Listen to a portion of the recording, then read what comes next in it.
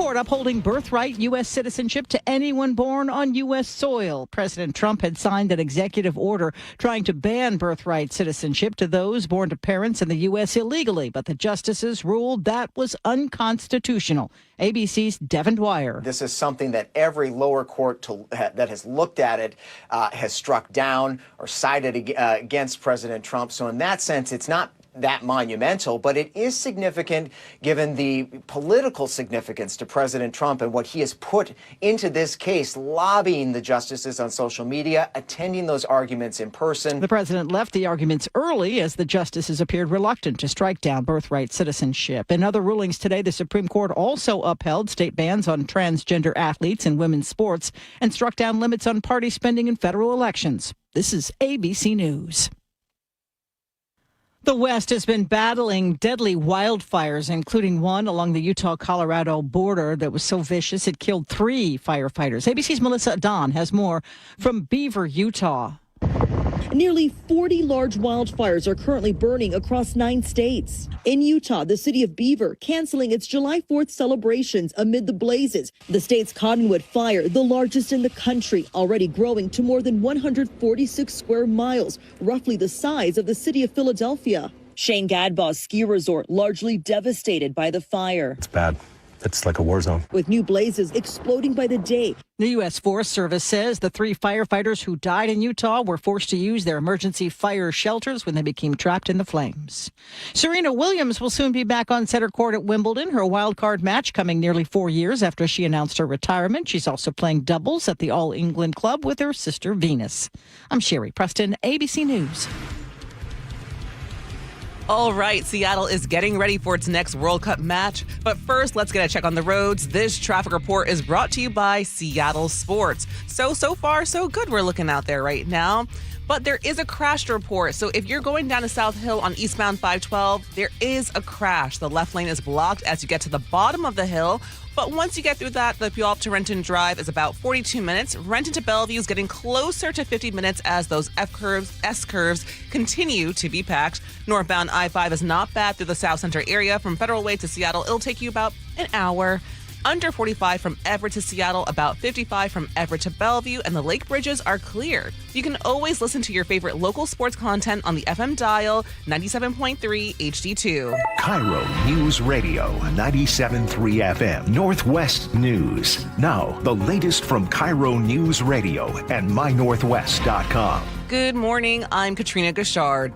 Seattle is getting ready for its next World Cup match. Belgium and Senegal meet tomorrow in the city's first knockout round match. KIRO 7 TV's Brooke Griffin reports thousands are taking the light rail. About 5 million people have taken Sound Transit, taken that light rail over the month of June, many of them coming right here to Seattle Stadium. They say in June, there were 5 days where ridership exceeded 200,000 daily passengers. Henry Baden with Sound Transit tells us the easiest and best way to get there is on the light rail because you're not going to have to deal with traffic and you're going to be in the big party that's everybody else on board. Now, along with tomorrow's match, we've also got one more match on Monday evening. Seattle leaders have just over a month to decide whether the King County Regional Homelessness Authority should continue operating. KIRO 7 TV's Brandon Thompson spoke with County Executive Gurmai Zahalai. It's been 2 months since an audit unveiled the King County Regional Homelessness Authority overspent more than $4 million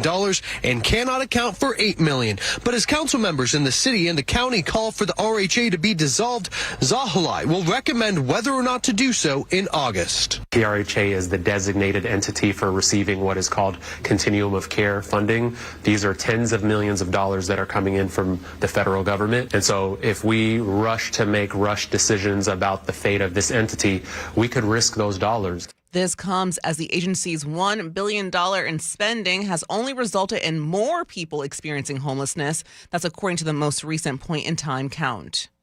Democratic leaders in the state are calling a U.S. Supreme Court decision a victory for all Washington voters. Justices ruled 5-4, allowing states to continue counting ballots that arrive after Election Day as long as they're postmarked in time. More from KIRO 7 TV's Dee Dee Sun. Attorney General Nick Brown released a statement that reads in part, state laws govern when ballots must be received and counted. It is not the president's business. We're also hearing from Governor Bob Ferguson. He released this statement that reads, Washington has been successfully and securely voting by mail for decades. The option to postmark our ballots on Election Day is an important way we make elections accessible to all voters. Now to your KIRO News Radio weather. On this Tuesday morning, we got some low clouds and some morning sprinkles. Highs today will be in the low 60s. Right now, it's about 52 in downtown Seattle. I'm Katrina Gashard, KIRO News Radio. Your best source for local news, serving Western Washington and the world with a KIRO News Radio app. Always streaming live on your smart speakers. You're listening to KIRO News Radio, Northwest News.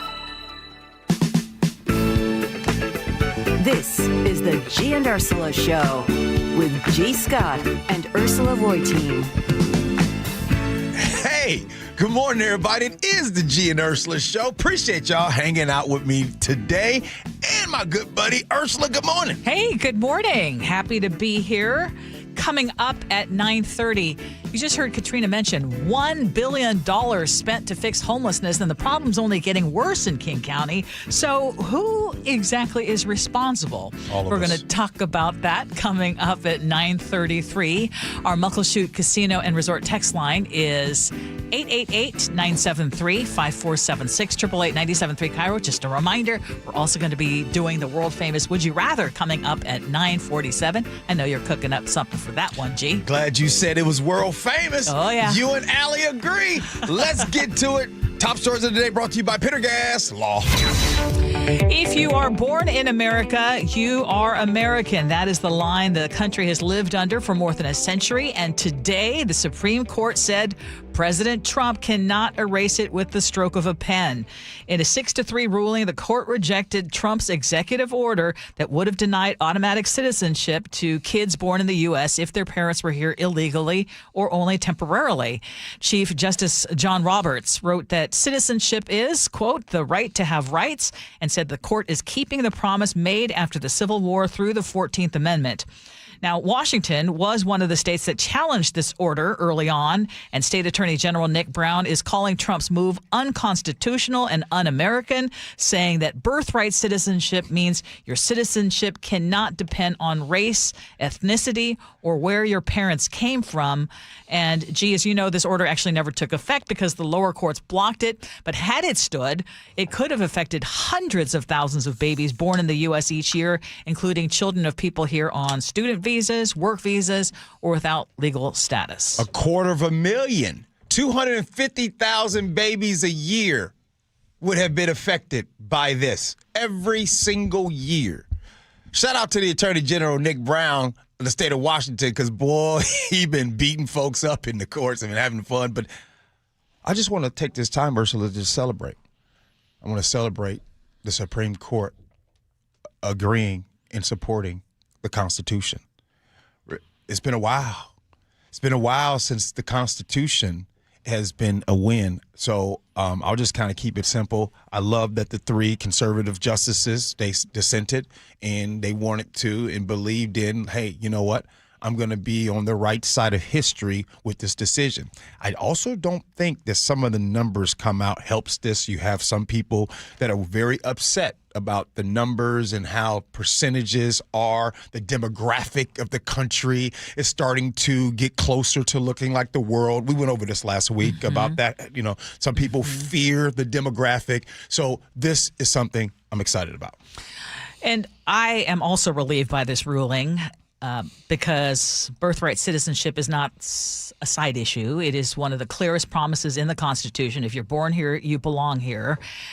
But I'm also holding 2 thoughts on this because the conservative majority court has given Trump some enormous power, too, including yesterday's ruling that makes it easier for a president to fire independent agency leaders. That should be worrisome for everybody. The court also cleared the way for states to ban transgender girls from girls' sports. That does affect Washington, where students are currently allowed to play consistent with their gender identity. As you know, Voters will likely face this issue directly in November. But the rulings have not all been predictable. And I guess that's where I find some relief. Because the court also issued a ruling yesterday, and we talked about it briefly, that protects Washington's mail ballot system. So it also rejected Trump's sweeping emergency tariffs, and then now today it has rejected his attempt to rewrite birthright citizenship by executive order. So while I'm not naive about this court, at least on the birthright issue today, the Constitution held, and I think that's certainly a reason for everybody to be happy about it. Okay, we've been talking a lot about the World Cup, and Seattle leaders are now saying that this World Cup thing for us here has been a huge success, and they have some numbers that they're pointing to. Sound Transit says light rail has topped 200,000 boardings on 5 different days this month, including 280,000 on Juneteenth. SeaTac Airport has seen 3 of its 10 busiest days ever. Lime had its busiest day ever in Seattle with more than 83,000 trips reported on June 19th. I need to make it clear, downtown businesses say sales have topped even the Taylor Swift weekend. And hotels set a single-day revenue record the night before U.S. versus Australia.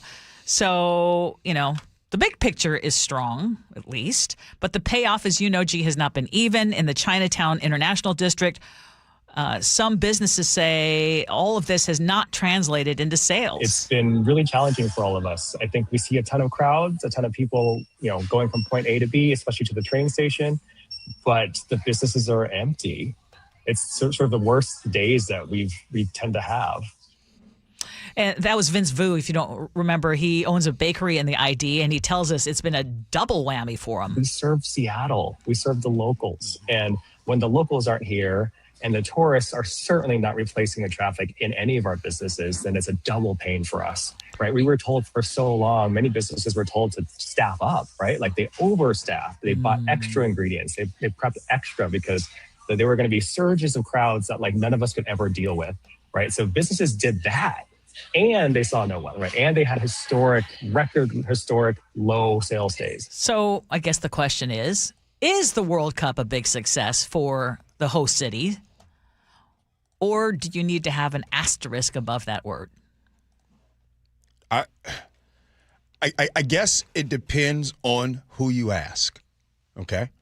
And I was debating because yesterday everybody was liking me yesterday, and I felt like today needs to be different. I want to make sure that I go in today with I want to make sure that I get to the point where people don't like what I have to say today. Oh, why? Because I know I'm on the right track. I know that I'm on the right track when that happens. When you start agreeing with me too much, that's when we get in trouble. Now, I think the World Cup in Seattle, yes, I believe it's been good. But there's something that happens a lot of times, and I've learned something. Because when people are talking about the World Cup here that's happening in Seattle, I don't hear much of, but where will the money come from? You see, that question, when I hear that, when people use where would it come from? That's not really someone really caring about the budget. That's really their way of saying, no, I don't like that, but they want to make it look a different type of way. With FIFA and what's happening right now is, let me just say the quiet part out loud.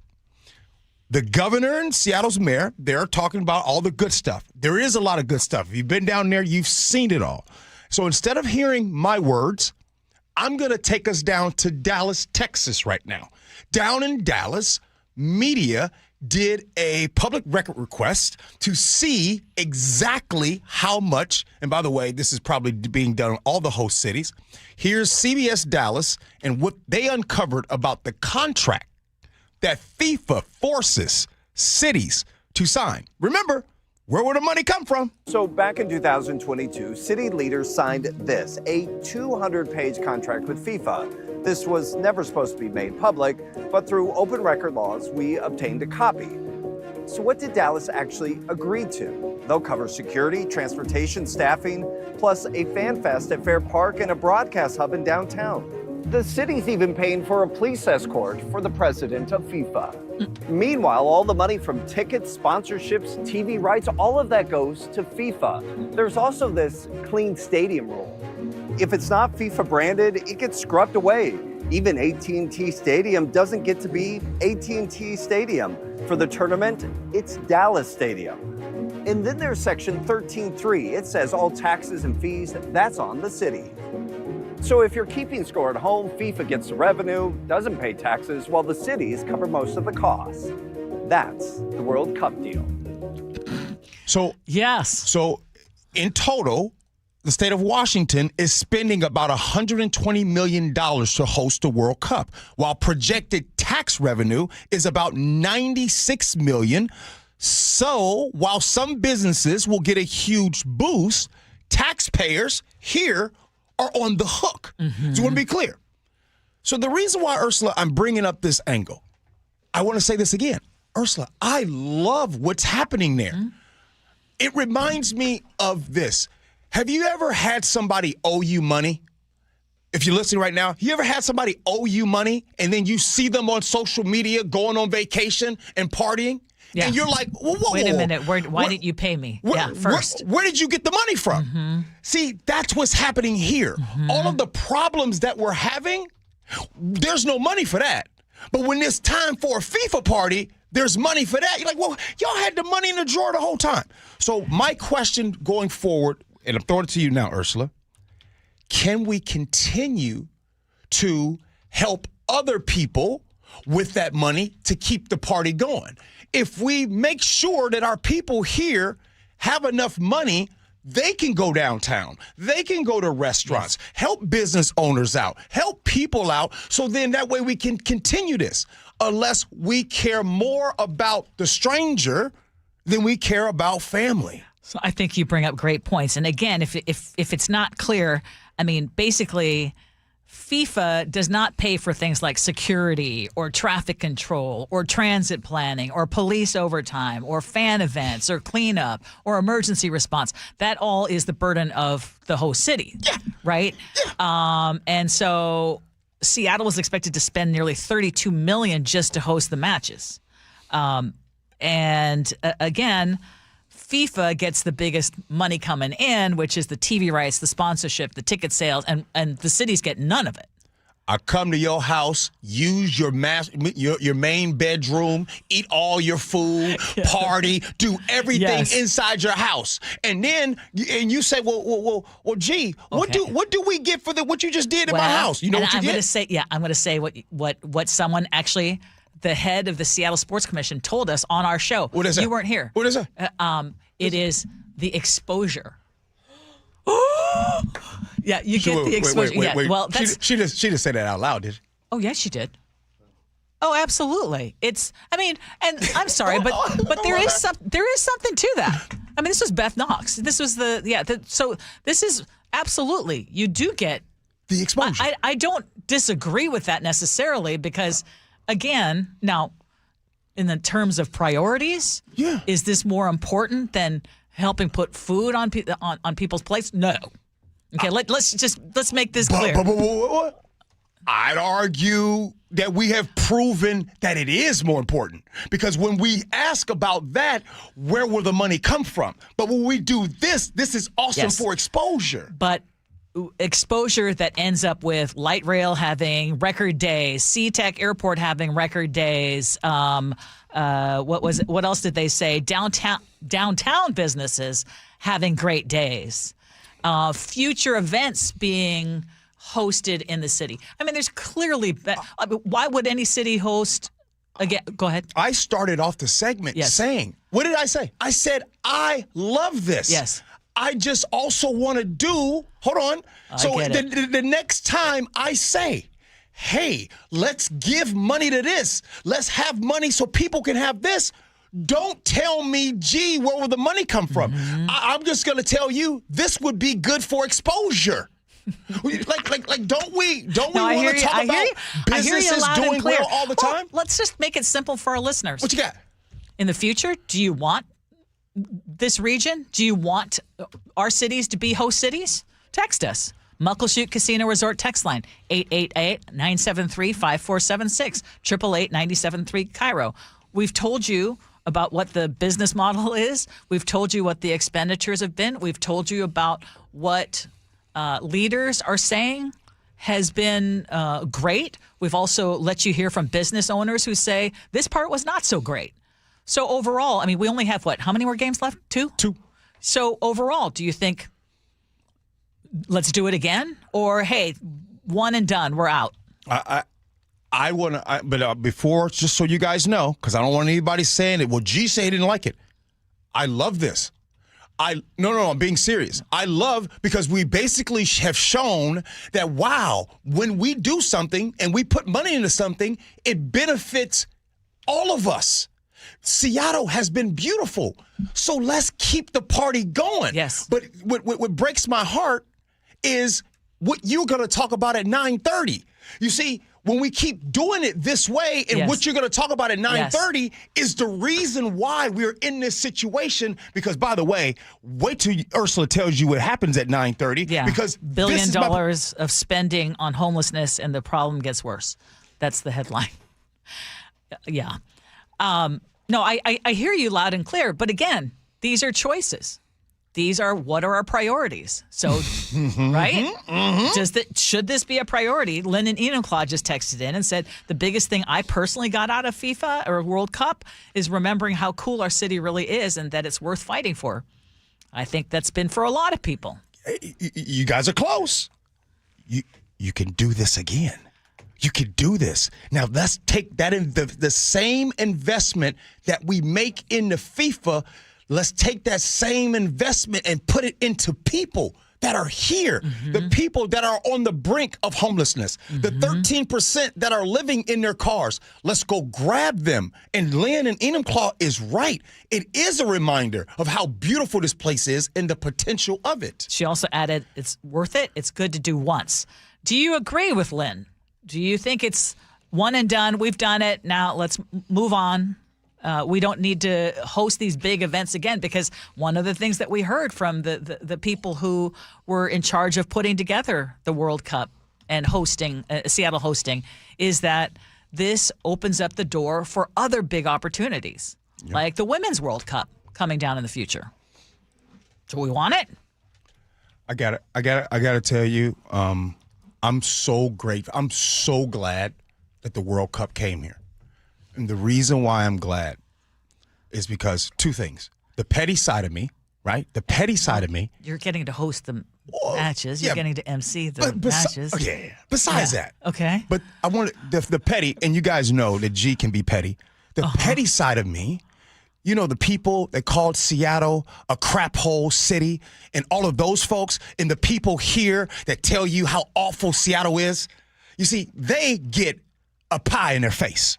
That's them. That's the petty side. The real side, being serious, is that, like Lynn said, we all get reminded. It's like that car, that old car that gets a car detail and gets cleaned up, or your house. So how much is that worth?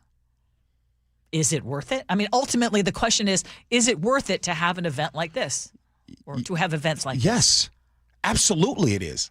It absolutely worth it. Is it worth it for someone to get their car detailed and cleaned up again? Is it worth someone to get their house cleaned that never had their house cleaned in 10, 15 years? Is it worth it for someone or business who had been struggling to actually, now they're starting to actually do better? Yes. It's absolutely worth it. It's worth it to keep making these investments into not just FIFA, but into the people. Ursula, you asked if Seattle should host a Women's World Cup. Well, there's a two-time World Cup champion who won both as a player and a coach. She's going to be joining us at 10 o'clock. So we can ask her. We'll definitely have to ask her. Absolutely. Thank you. Okay. Thank you for that reminder, too. Still don't like how that segment went. Why?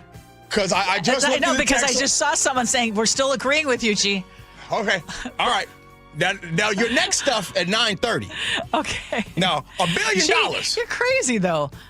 People agreeing with you does not mean you're on the wrong side. Maybe it's like you're getting you're getting it. It could be that. Okay, we'll be back with more of the Gee and Ursula Show coming up.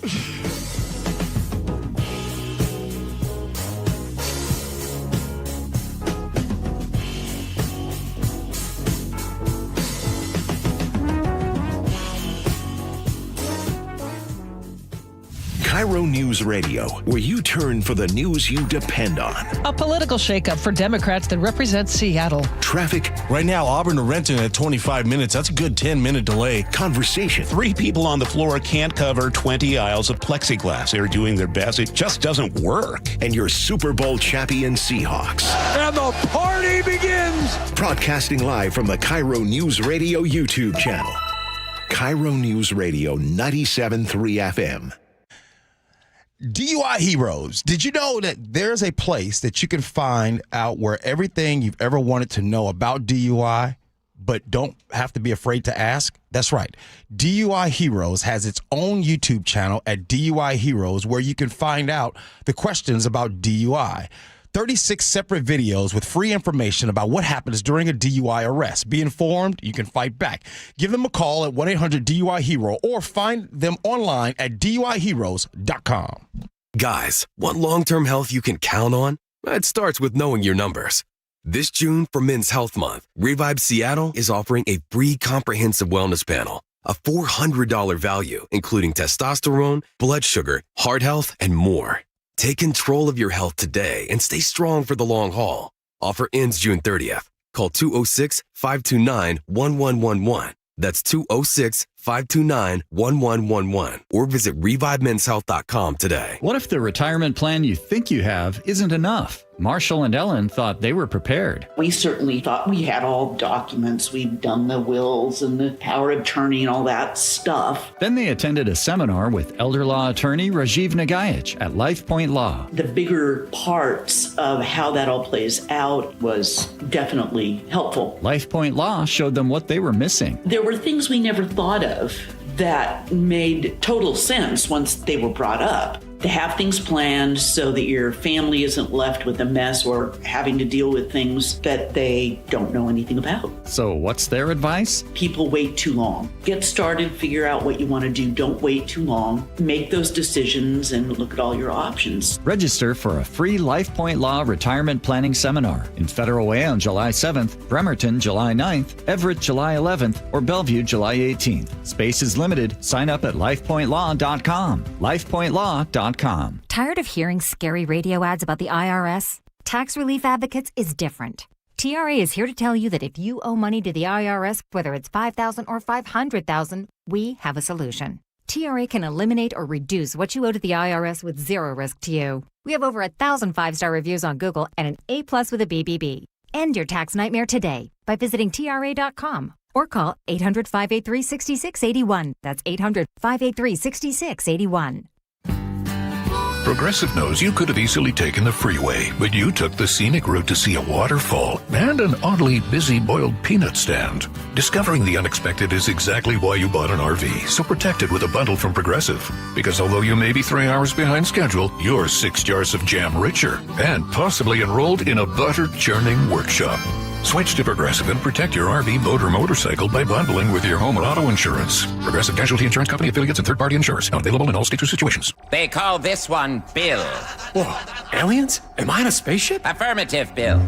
What's with the laser saw? Relax. We are cutting our bill in half. What? An Xfinity mobile transmission says you can cut your bill in half. Oh, your mobile bill, not me, Bill. Ah. Xfinity Mobile also says we can try it free for a year. Free. Yes, with no commitment. Can we put the saw away? I am reluctant.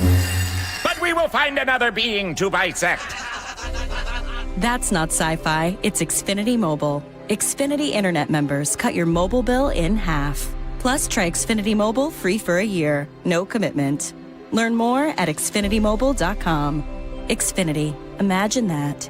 Restrictions apply. Xfinity Internet required. Savings compares one line of Xfinity Mobile Select to comparable plans from T-Mobile, Verizon, and AT&T as of 3/24/26. Taxes, fees, extra. $30 monthly discount limited to new mobile customers only. After 12 months, regular rates apply. This is a special alert to all Americans who own a vehicle with less than 200,000 miles with an auto warranty about to expire or with no warranty coverage at all. Due to a decline in the economy, CarShield is announcing a low-cost month-to-month vehicle protection plan that is now available to the public to save any driver out-of-pocket expenses on future auto repairs. Call now to find out how you can pay almost nothing for covered auto repairs. Yes, you heard that correctly. Pay almost nothing for covered auto repairs. An open phone line has been established for all drivers to call for a free quick quote. Call 800-330-8323 now. Drivers who are covered will not have to pay for covered repairs again. This protection plan is at an all-time low. Additionally, drivers who activate this vehicle protection today will also receive free roadside assistance, free towing, and car rental options at no additional cost. Call us for your free quick quote today. 800-330-8323. That's 800-330-8323. What do you have to lose? Call 800-330-8323. Again, 800-330-8323. Olympic Hot Tub's mid-year clearance event is on. Score big savings on saltwater hot tubs, saunas, and swim spas. Hurry, our mid-year clearance and these incredible deals end June 30th. OlympicHotTub.com. Better you, better life. KIRO News Radio 97.3 FM Northwest News. Now, the latest from KIRO News Radio and mynorthwest.com. Good morning. I'm Katrina Gashard. The U.S. Supreme Court has ruled against President Trump and his efforts to rescind the birthright citizenship. That's the clause in the Constitution that states that people born in the U.S. are U.S. citizens. In a 6-3 decision, the court says the birthright citizenship clause in the 14th Amendment is upheld and said that President Trump's executive order rescinding birthright citizenship violates the 14th Amendment. More from ABC's Devin Dwyer. A major rebuke to President Trump, who had pushed for this executive order to take effect. It has come before the court twice. He attended oral arguments in person to look those justices in the eyes. And today, Chief Justice John Roberts, leaning into that opinion from over 100 years ago, 1898, the last time the Supreme Court looked at this issue, and he said that precedent is still our precedent. Washington U.S. Representative Pramila Jayapal is praising today's decision by upholding the birthright citizenship. Washington attorney Nick Brown also is applauding the decision. Brown's office was among the first to challenge the order in court, arguing it violated the 14th Amendment. And reaction is pouring in after today's U.S. Supreme Court ruling to uphold state laws that ban transgender athletes from participating in girls' and women's sports. Let's Go Washington is calling the 6-3 decision a major victory, saying it supports efforts to change Washington's current policy. The suspect in the murder of a University of Washington student will stay behind bars after being found incompetent to stand trial. KIRO 7 TV's Monique Manlavin has the latest. 31-year-old Christopher Leahy is accused of fatally stabbing 19-year-old Juniper Blessing in her off-campus laundry room. He has now been charged with first-degree murder. He appeared in court remotely from Western State Hospital. The state's doctor supported finding him incompetent, and the judge ordered a 90-day restoration treatment for him. So his next hearing is scheduled for September, where they will evaluate his competency again. A presidential visit could be in the works for Seattle if the men's national soccer team advances in the World Cup. The Seattle Times reports King County International Airport is alerting businesses about a possible presidential flight restriction on July 6th. That's the date of Seattle's round 16 match. First, the U.S. has to get past Bosnia tomorrow. No confirmation yet from the White House. Now to your KIRO News Radio real-time traffic. This traffic report is brought to you by Seattle Sports. Bill up to Renton is about 42 minutes right now. Renton to Bellevue is getting closer to about 45 minutes. Northbound I-5, not bad through the South Center area. It'll take you about an hour from Federal Way to Seattle, under 45 from Everett to Seattle, and about 55 from Everett to Bellevue. Lake bridges are still looking clear. Download the Seattle Sports app to stay in the know with the latest news, scores, and opinions about your favorite teams. Now to your weather. We've got some clouds and sprinkles today. Highs will be in the low 60s. Right now, it's about 53 in downtown Seattle. I'm Katrina Gashard, KIRO News Radio. Your best source for local news. You're listening to KIRO News Radio, Northwest News. Welcome back to the Gee and Ursula Show. Just so you know, we like to change things up on the show. And coming up at 9:47, we're actually going to call an audible because there is a story that puts a lot of the stuff that we've talked about on this show all into one story. And it's about the most expensive home for sale in Seattle and what it has to do with a years-long conversation about a very notorious local nude beach. Okay, so we're going to do that at 9:47. But right now we need to talk about homelessness and the future of the King County Regional Homelessness Authority, which is hanging in the balance. As we have been telling you the last couple of weeks, this is an agency that is in all sorts of turmoil. It has spent nearly $1.1 billion since it was created in 2021. And yet, the latest count shows that homelessness has actually gone up. And at last count, and it's largely believed to be an underestimate, more than 18,000 people are counted, nearly 2/3 of them unsheltered. And King County Executive Gurmai Zahalai spoke with KIRO 7 TV and answered to the question of, should this agency be dismantled?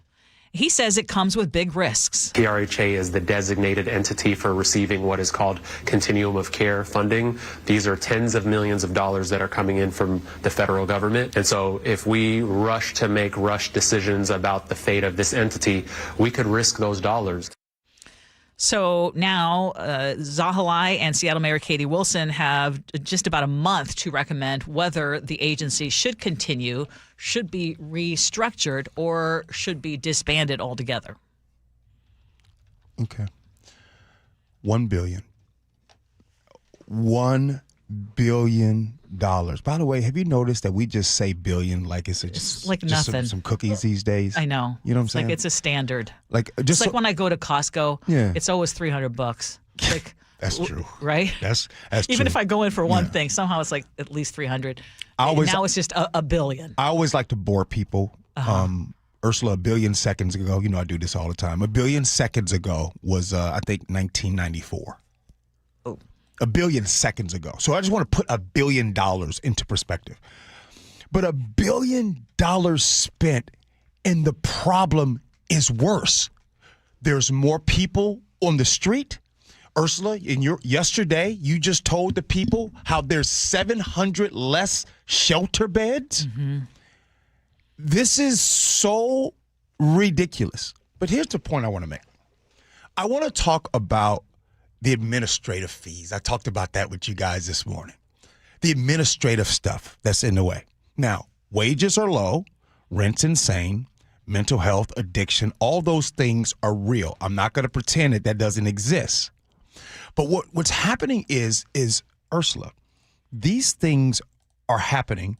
Meanwhile, all of the administrative stuff in a way, the audit that found $8 million unaccounted for. You guys remember that? An outside agency that was brought in and they were paid $900,000 to come and find that, right? The $900,000 to find $8 million that was missing. And then all of the consultants, the middleman, all of the dollars that get exchanges to the nonprofits and all of the middlemans that happen in and all the administrative fees. And so you take $100 to an agency, and sometimes only $5 of those dollars are actually put towards the problem. $95 sometimes in administrative fees. My frustration and my understanding, this is why I would never be an elected official. And the reason why this is continuing is because we, as a people, continue to want to do things the same way.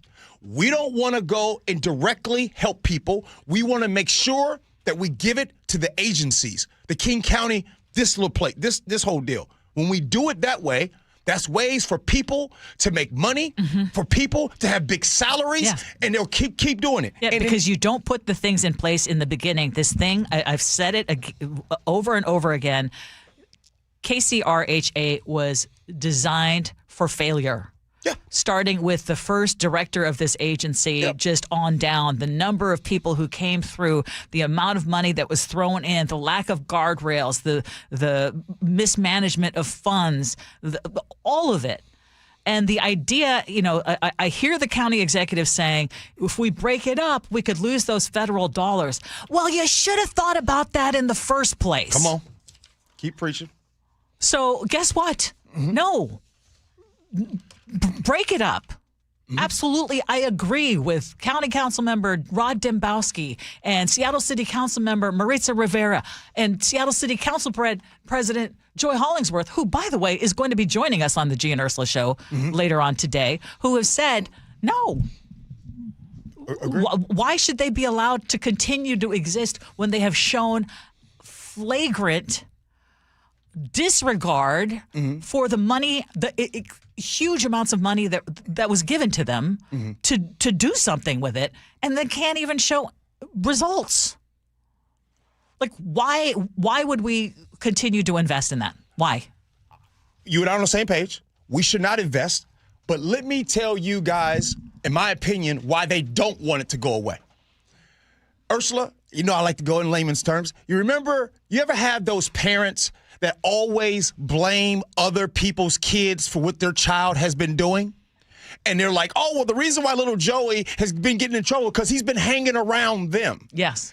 The King County Housing Authority, it is built... Just to be real clear, Regional Homelessness Authority. Regional Homelessness Authority. It is there, and it is designed to be the bad guy. So all of these mistakes that have been happening, they can say, yeah, that agency kind of messed up. Let me be crystal clear on this. This is awful.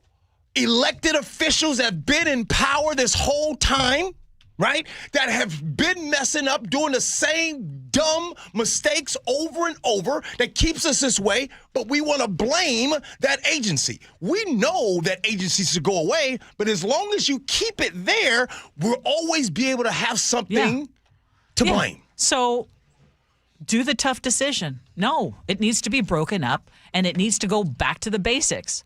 Show us programs that work and double and triple down on those programs. I just want to say, Ursula, if they keep doing it the same way, it's going to be the same result. Even other programs. We make this, so for an example, if I come in and I say, hey, I'm hungry, I need help, I need money. Like, let's just keep it simple, y'all. I need money, I need help. Can you give me money? They say, no, we can't give it to you. You need to go over to this agency and get it. We will give the money to them, and then they will give it to you. And by the way, you might get less money than you would have gotten directly. And we can't say exactly what else that money went toward, but it's going. It looks good, and we're all looking busy. For all of you following at home. 18,000 homeless people could have received a check for $55,000 each with that money. Not saying they should have got that, but if people can't pay rent, rent vouchers? Like, I know this, Ursula, I know for a fact there's somebody listening right now that has an example of either them or their loved one going right to and saying, hey, I need help. Can you help me? And them saying, we can't give it to you. You have to go over here to go get it. Yeah. And going over here, that's where the administrative fees kick in.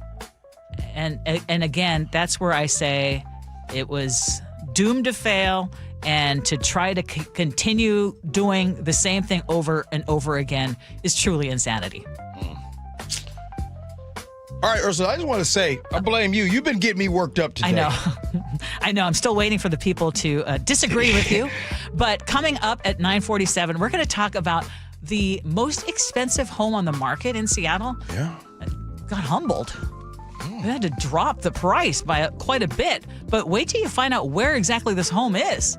Okay, I'm sure you're going to to tell know this neighborhood real well. Oh, yeah. All right. Next, Gee Ursula.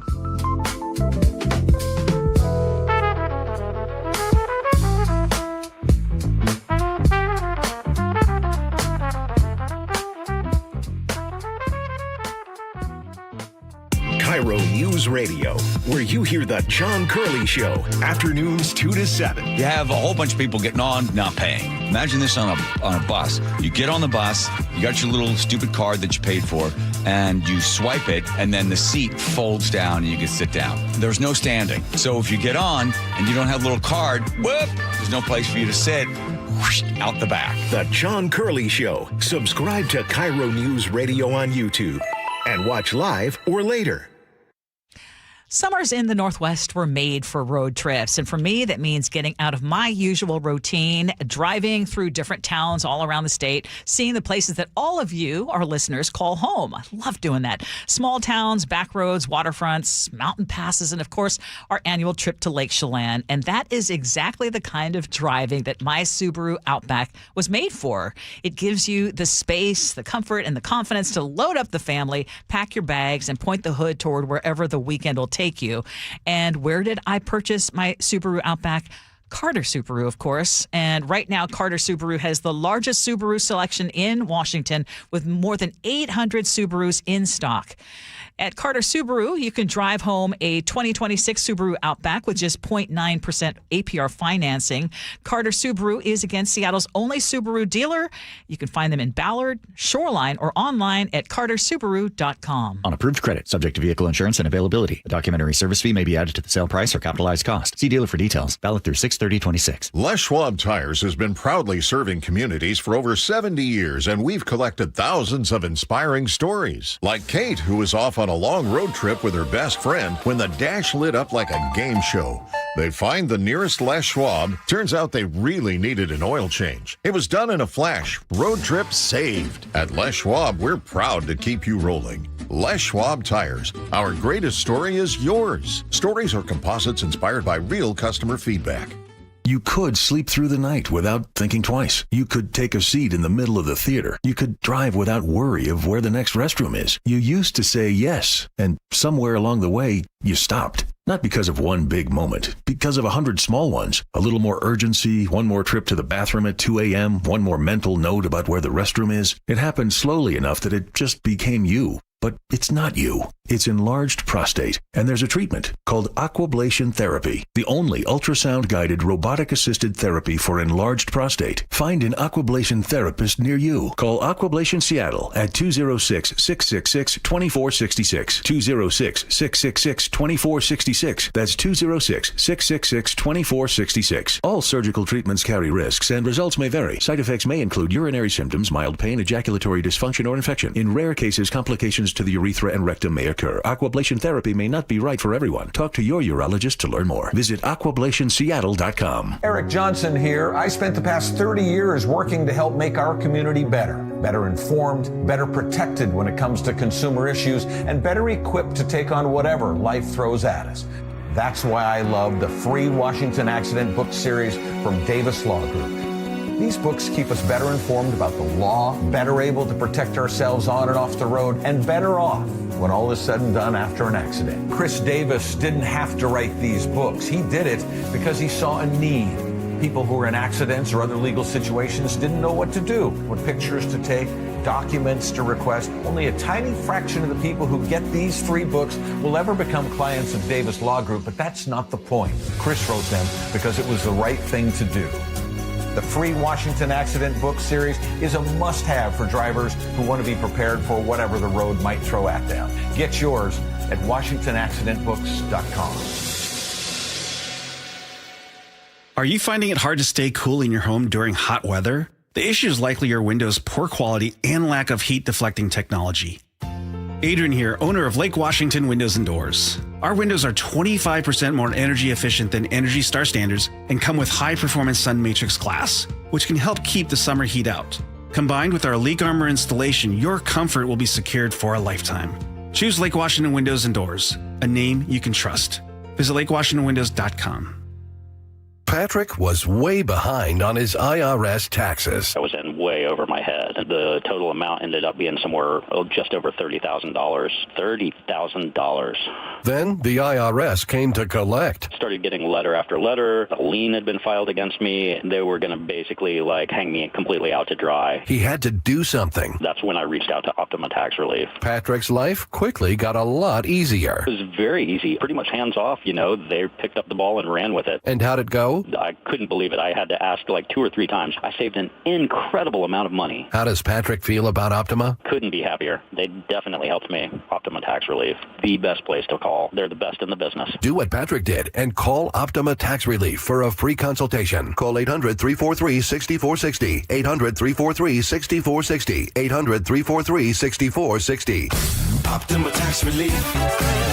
Testimonial from an actual client. Some restrictions apply. For complete details, please visit OptimaTaxRelief.com. When you walked through your kitchen this morning, what'd you see? Did it make you happy? Hi, I'm Chad Cicchini, owner of Heritage Homecraft. Well, I want to make you happy. We'll custom build you all new cabinet doors and drawer fronts, and using our exclusive 1/4-inch solid wood refacing process, transform your existing cabinets into a beautiful new kitchen. We're having a trade-in sale. You'll save $30 per door and drawer front off the cost of your new kitchen.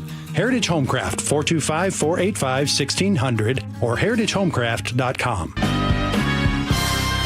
Hey, everybody. It is the Gee and Ursula Show. We got guests on the show. Coming up at 10 o'clock, we'll be joined by 3-time World Cup champion who said she's flip-flopped on boycotting the 2026 World Cup, and she has a word of warning for soccer parents. And if you are a soccer parent, I think if you're just a sports parent, you definitely want to listen to this, for sure. Okay, Ursula, you got some news for us. What's up? I do, because Seattle's most expensive home listing, as I just said, got humbled by the market. The mansion is on East Lake Washington Boulevard. It happens to be, as it turns out, right next to Denny Blaine Park. And word is from the Puget Sound Business Journal, it has dropped from $75 million to $45 million. And so for those of you who are not so great at math, that's about a 40% drop. And yes, that is the same Denny Blaine Park that you and I, Gee, took our little field trip last year to the city's famously clothing optional beach, where we did, well, maybe I interviewed some of the nude beachgoers. I mean, yo, you interviewed. You interviewed. They were lovely. But imagine, though. The people were lovely. Yeah, they were lovely. Yes, exactly. Imagine, though, this is a 12,000 square foot waterfront estate. With 5 bedrooms, 12 bathrooms, 12 fireplaces, a pool, a spa, a private dock, and then you have to tell buyers, oh, don't look over the hedge. Because over the hedge, there's this ongoing debate about what is nudity, what's allowed, what is toplessness, blah, blah, blah, as you know. I mean, the home, it turns out, is linked to developer Bruce Bloom. And again, the Puget Sound Business Journal is reporting it's still one of the most expensive listings in the state, even with that price drop. So all of a sudden, this Denny Blaine, which, by the way, full disclosure, I had no idea about. But you have, because you've known about that. But I didn't know anything about it until it was all of a sudden a crisis. This location has been there for 40-plus years? Yes. Hello? So, Ursula, it becomes a crisis all of a sudden, just out of nowhere. But I wonder what changed. What changed is money. Money is what changed. This is the reason why if you go and you fight with the top 1% in court, it doesn't matter if you're right. You can't last long enough. People that have a lot of money, they will take you to court and they will just keep the conversation going until you get tired. Imagine arm wrestling someone that never gets tired. Even if you're stronger, eventually that other person is going to win. This is Denny Blaine all over again. This became a crisis. They had PR people coming out here and sending messages, and this is why, and you and I go down there, and we're like... I mean, to be fair, it has been going... you hadn't heard about it, but I had heard about it for a couple of years. But it really has come to a head. It has come to a head in recent years. But, I mean, since I have been...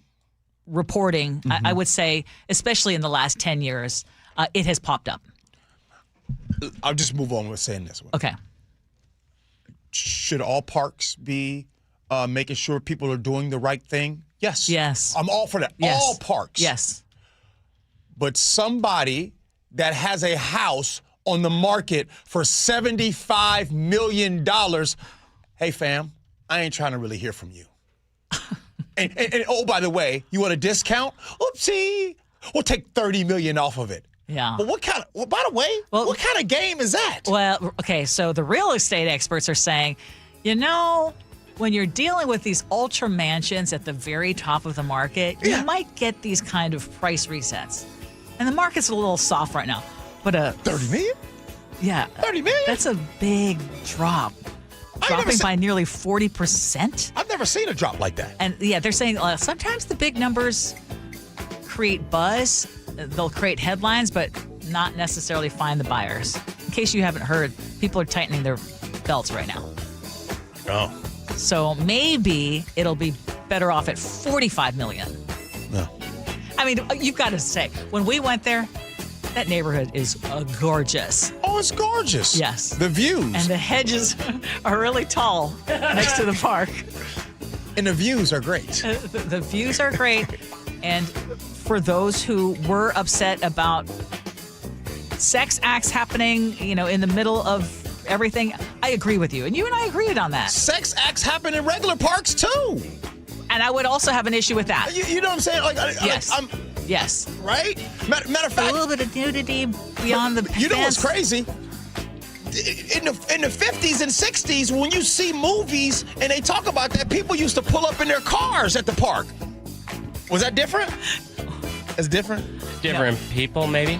Oh, it's different? Oh. I was just chuckling because Sarah in Ferndale said, Ursula, your puns are killing me. Sometimes I don't intend to make a pun, and I realize I ain't going there because she's going to stop. Hey, coming up next here on the show, we're going to have a 3-time World Cup champion here on the Gee and Ursula Show. Next. In the zone, AutoZone. The sounds of summer. They're great until they're not. Luckily, AutoZone has free battery testing and charging Let me check that for you. to help make a rough moment smooth. Don't miss the Celebrate Free event at AutoZone. Free products with select deals until July 27th. And free services every day. Restrictions apply. Get in the zone, AutoZone. I know that hiring can be challenging. You need someone to match your role perfectly. Well, now you can meet them fast on ZipRecruiter. Build your team, build it sooner. Meet your match on ZipRecruiter. Just head to ZipRecruiter.com/free right now to try it for free. That's ZipRecruiter.com/free. Meet your match on ZipRecruiter. Try it free. Did you know that nearly half the homes in Western Washington are not properly insulated or not insulated at all? That may be the reason why your home is way too hot in the summer and way too cold in the winter. It may also be the reason that your energy bills are sky high. Right now, Insulation Northwest is offering a free inspection of your home's insulation. This is a $199 value and it's absolutely free, no obligation. Just call today and Insulation Northwest will arrange a time that works with your schedule. We'll perform a thorough exam of your home's insulation and give you the advice you need to start saving thousands. Everyone who calls today will also receive a free infrared screening of your home using the latest technology. This will help reveal any hidden flaws in your home's protective energy blanket. What do you have to lose? It only takes about an hour and it's absolutely free.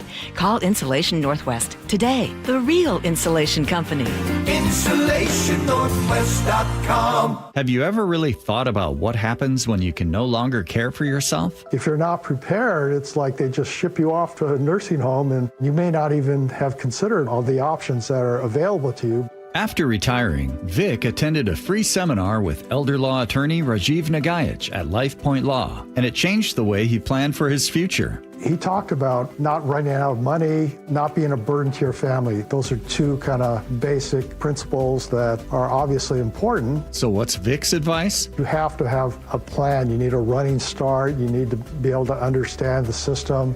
I would encourage people to consider getting educated. Rajiv has a lot of knowledge, a lot of practical experience that can be helpful. Register for a free LifePoint Law Retirement Planning Seminar in Federal Way on July 7th, Bremerton July 9th, Everett July 11th, or Bellevue July 18th. Space is limited. Sign up at lifepointlaw.com. lifepointlaw.com. Man, I love this place.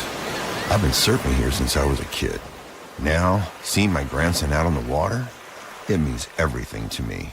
Watching him and taking in the blue waves, the sea breeze, the blurry horizon. If you have geographic atrophy, or GA, subtle changes in vision could mean it's progressing toward irreversible vision loss. Izervay is proven to slow GA progression and could help preserve your vision for longer, so you may keep seeing the world around you.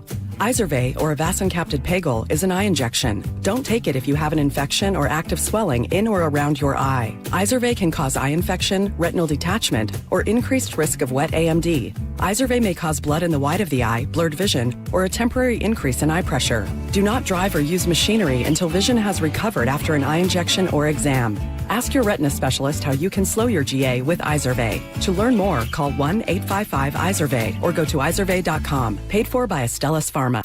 Ready to get rid of that old car? Donate it today at cars4kids.org. Your car can be picked up as soon as tomorrow. Call 1-877-CARS4KIDS to donate your car today. That's cars with a K. KIRO FM and HD1 Tacoma, This Seattle. is a special report from ABC News. I'm Michelle Franzen. Ending out their current term, the Supreme Court issuing 3 decisions today. Justices rejected President Trump's efforts to rescind birthright citizenship, the clause in the 14th Amendment affirming babies born in the U.S. are U.S. citizens. Here's ABC's Devin Dwyer. This is something that every lower court that has looked at it has struck down or sided against President Trump. So in that sense, it's not that monumental, but it is significant given the political significance to President Trump and what he has put into this case, lobbying the justices on social media, attending those arguments in person. In another case, justices ruled to uphold a lower court ban on trans athletes from playing on school teams for women and girls. And the Supreme Court also issued a decision rolling back long-standing limits on the amount of money political parties can spend in coordination with individual candidates for federal office, saying the spending limits violated the First Amendment.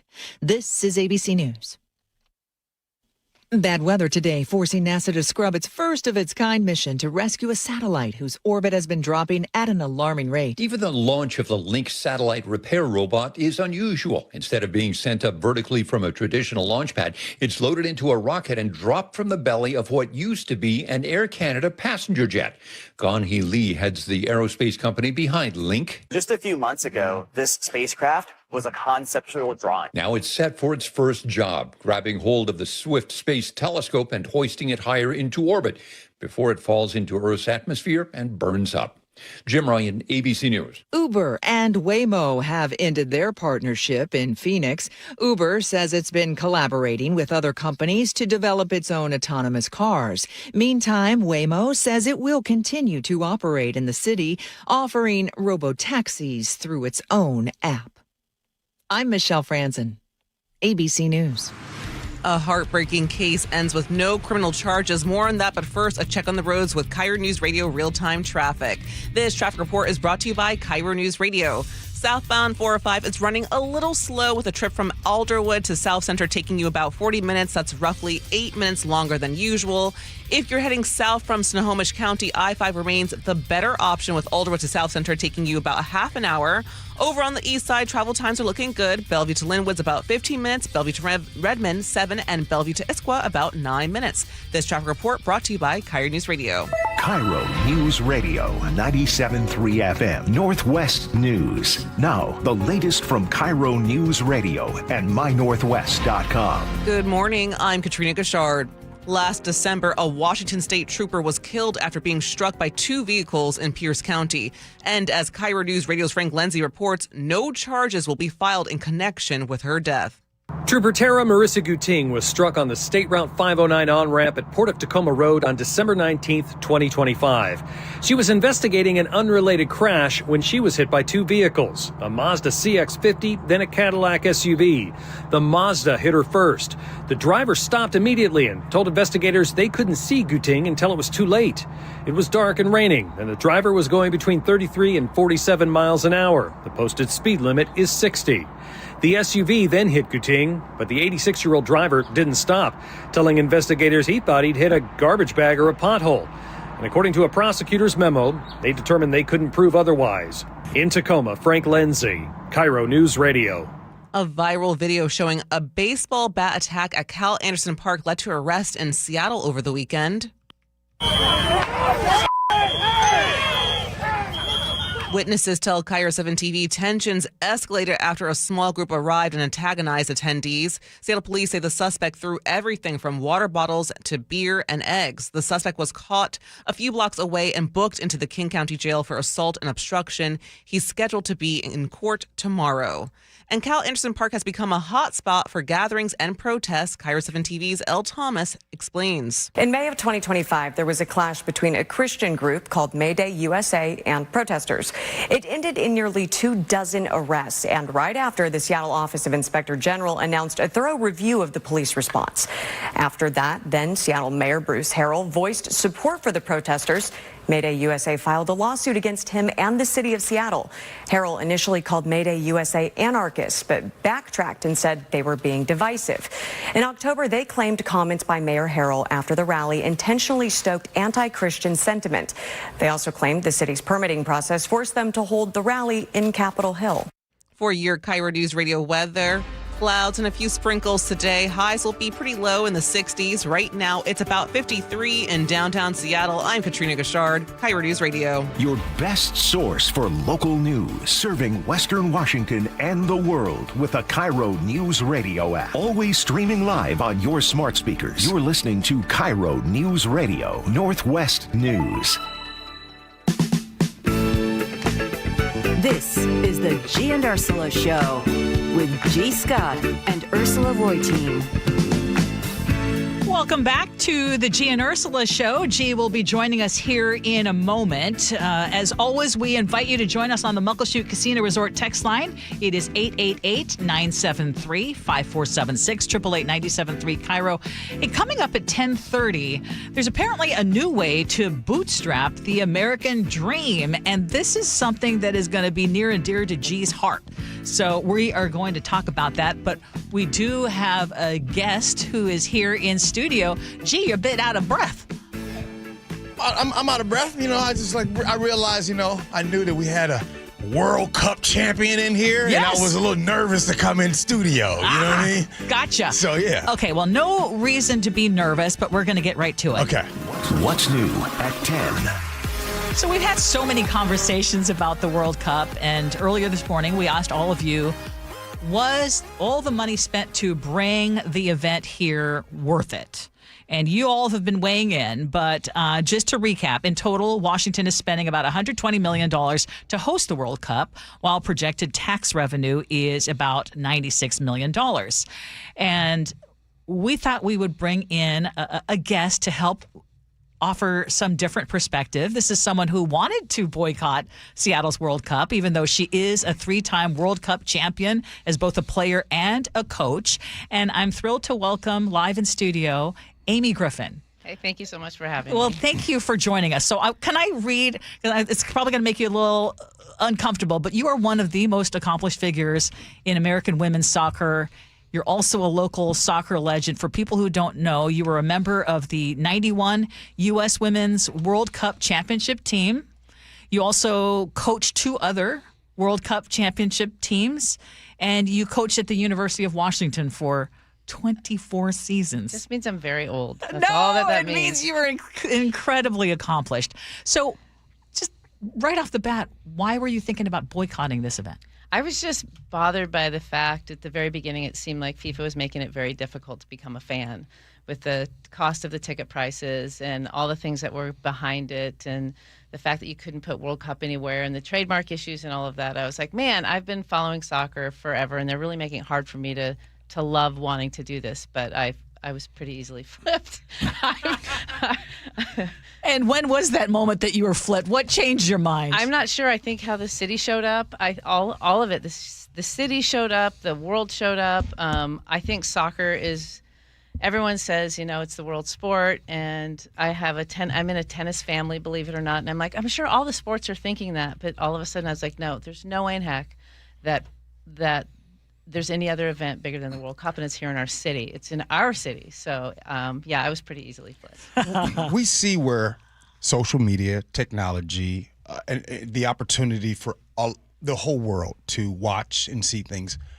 Back when you first won the World Cup, which was 1991, tell us what it was like to have won that time and then maybe not have the public perception and people looking the way they are today. What was it like for you when you won? I mean, certainly we landed in LaGuardia and there wasn't anyone at the airport. You know, there was nobody except for somebody's dad. Maybe Soccer America reporter was there. So, and it was similar in the men's and women's game.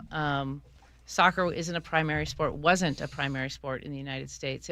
I remember in the early 90s trying to watch men's soccer. Women's soccer wasn't a thing. There was no national team at the time. And you couldn't find it. You had to find some bar somewhere. And, I mean, you had to have a special ticket to be able to watch a game, a friend of a friend of a friend of a friend who had access. So.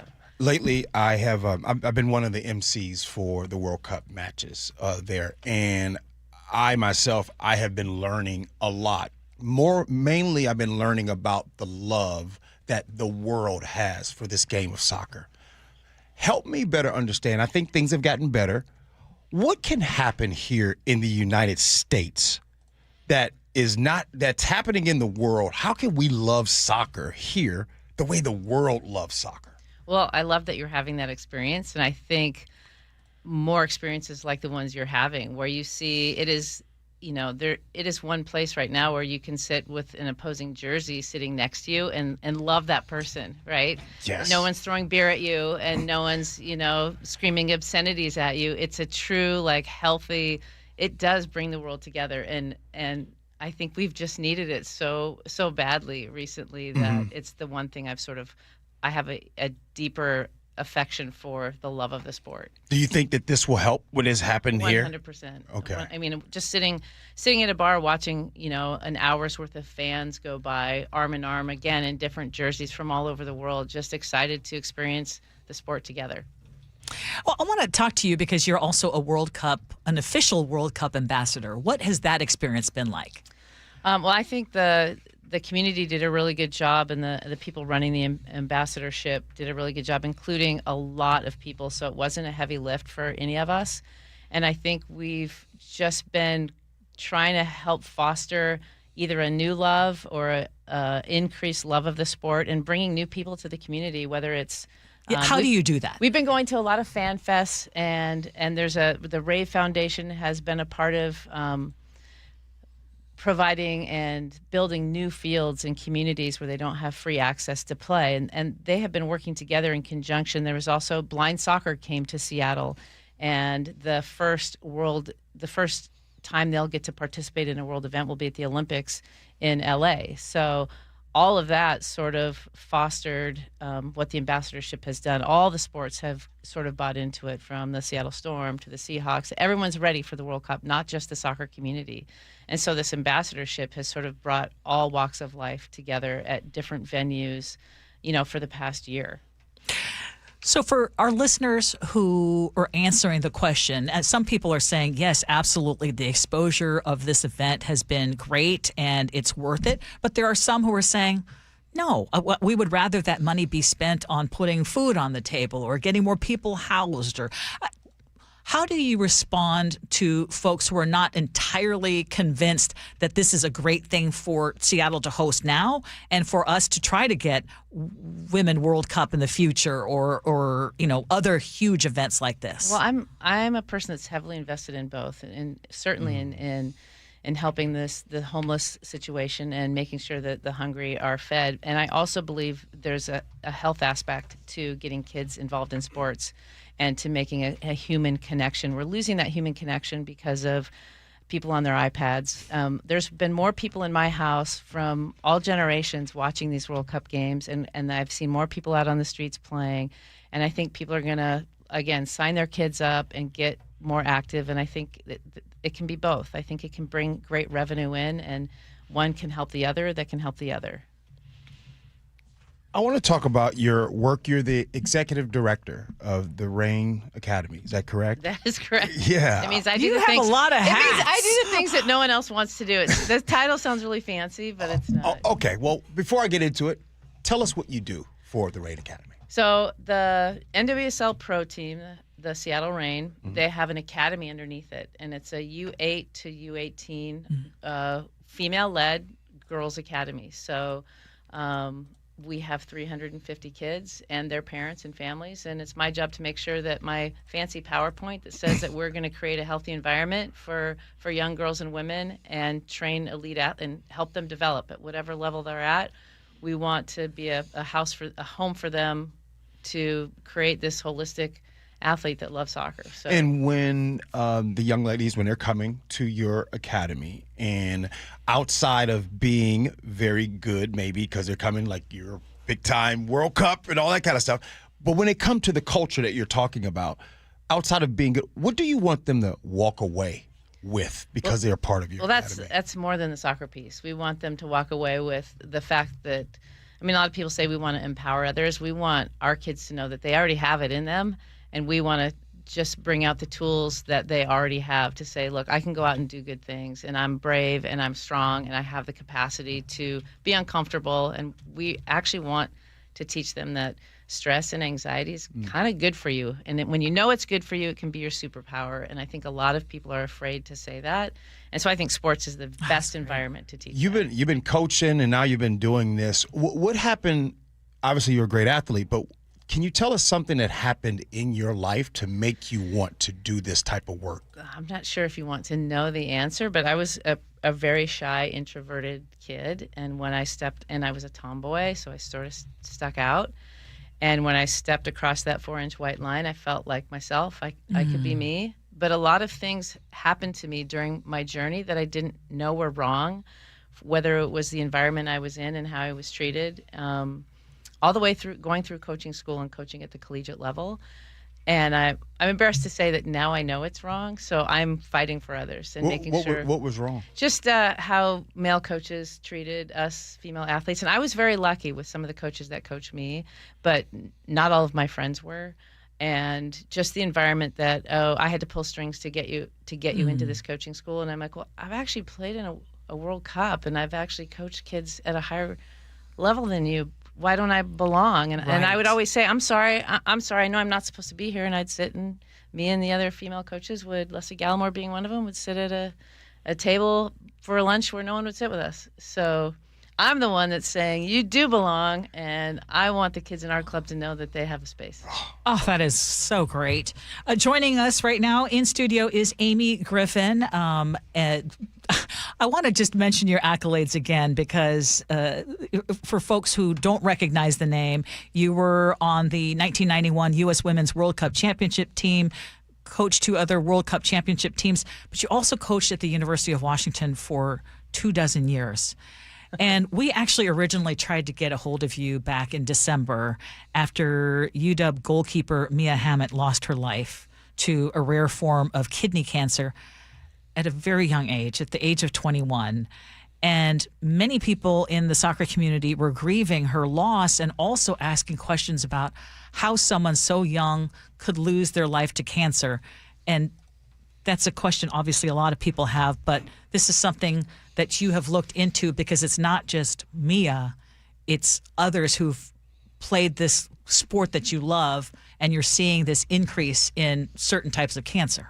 Yeah, unfortunately, in my world, it doesn't seem so rare, and that's the sad part. And the most interesting thing about this story is that I was at the University of Washington for 24 years, and for the first 15 years, I never bumped into any young person, and I've coached the same demographic on the same fields forever, same age group. And then all of a sudden, I knew 2 kids, and then I knew 9 kids personally, and then I knew 35 kids, and then the list grew. And my thought 35. My thought, well, now it's, I don't know all these people, but now it's, close to 300. And my thought was, well, what's changed? Because I'm in the same house, in the same fields, in the same office, and the only thing in my mind that had changed was our grass is gone, and now there's plastic grass and filled with tires. It's the little pellets that we see, right? I mean, that's what you're talking about. Yeah, that's what I was thinking. My kids, and just from what I've read, and I will say that I have not gone in depth as you have, but there's nothing definitive that has come out. But you are raising questions about, is there a link? Correct. And I just want to prove that there's a link that exposure can happen. And I think that's just common sense that exposure can happen. Those little black dots that are tires, is one click later. I'm dumb. I'm a goalkeeper coach. And I was like, well, I'm sure that there was 2 goalkeepers that I knew specifically that were both bald, and they both had lymphoma. And I was like, they said, I wonder if it's those little black dots. I said, no, it's not. Let me go find out what those are. So, they're tires. And, what's in tires? Carcinogens. Oh, what are carcinogens? They've, been known to cause cancer. So that's how it all started. And so what is happening now in terms of trying to find out, well, first of all, is there a definitive link, A, and then B, the use of these things? Because I remember when my kids were playing football and playing soccer, those pellets are everywhere. Yeah, you eat them, you get them in your eyes. I had a toxicologist saying, well, you're not eating them. If you were eating them, that would be serious. I'm like, but we actually are eating them. And then I know that those black dots have, after they're used quite a bit, over time they turn into dust, and those dust particles can be as small as the same size of particles of asbestos. And asbestos, it took 35 years before you saw the effects of asbestos. So right now, there's not a lot of big organizations that want to prove that it's a risk, because these companies are very, very big, and it's really hard to right now, as far as I know, there's no epidemiological study happening. So, in your opinion, you've obviously talked about this because you've talked about it enough to where we knew about that you've talked about it. Has there been a cost to you for talking about this topic? I won't know. I know that people have asked me to stop talking about it. I know that, who knows what link there was for me not being at the University of Washington. I'll never know. People have on Facebook have said there's more chemicals in your backyard, and if you're dumb enough to whatever, all those things. But no, not really. There's been way more support in I know you're onto something, and this isn't a dumb idea, and you're not crazy. And that's 99% of the people, including the people on this list, that's become a very powerful list, because I think it's the human interest stories. People can talk about benzene and lead and manganese and PFAS, which is the new forever chemicals that's on the plastic, that's in addition to the tires. And it doesn't make any sense until you tie a person to it and a story behind it. Has there been any movement that you've seen since you've been talking about it? Has there something that you can point to, like, hey, this group has been studying this, and this is the group that maybe we can find out more information about it? I know the National Institute of Health is very involved. I know there's safe and healthy playing fields, and the involvement is all these communities all over the country, and now the world. So, for instance, in the Netherlands, they heard the story, they tested their fields, they found over 125 chemicals, most of them toxic, they're not regulated, and they said in 5 years there will be they removed them. There was no turf fields in the Netherlands. They were like, we don't need to do an epidemiological study. This is obviously a risk. We're done with this. Wow. So, yeah, so it's, and then there's communities. Even here in Washington, they know that those pellets have been known to kill coho salmon. And we've had more traction in Washington, knowing that it's a risk to our salmon, because that's huge in our city and in our state and our region. So all these communities are tackling it in different ways, and I'm jumping in with whichever community, but there's been no overarching. Can you help me better? I've learned about the pitch and everything, and how important in FIFA they do all grass and everything. They brought the grass into Seattle Stadium, if you will.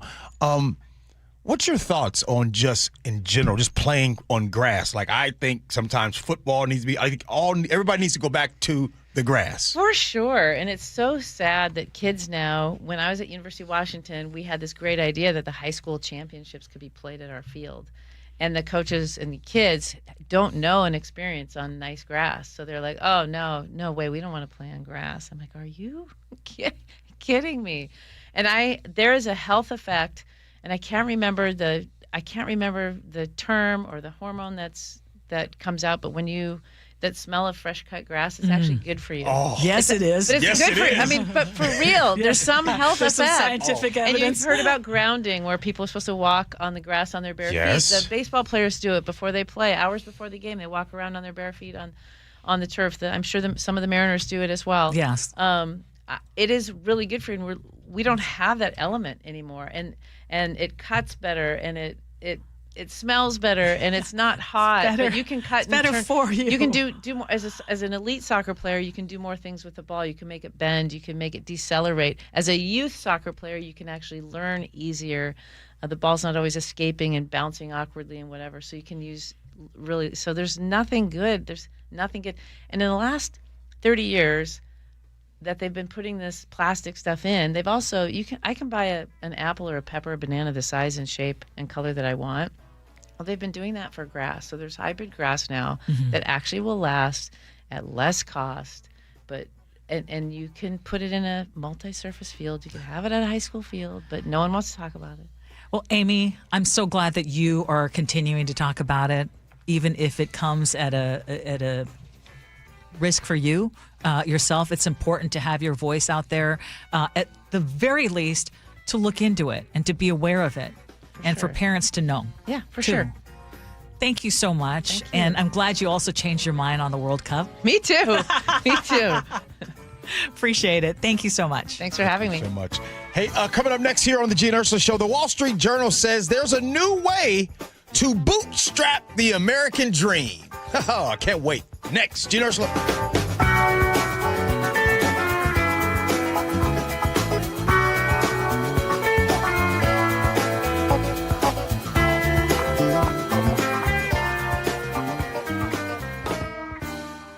KIRO News Radio, where you turn for the news you depend on.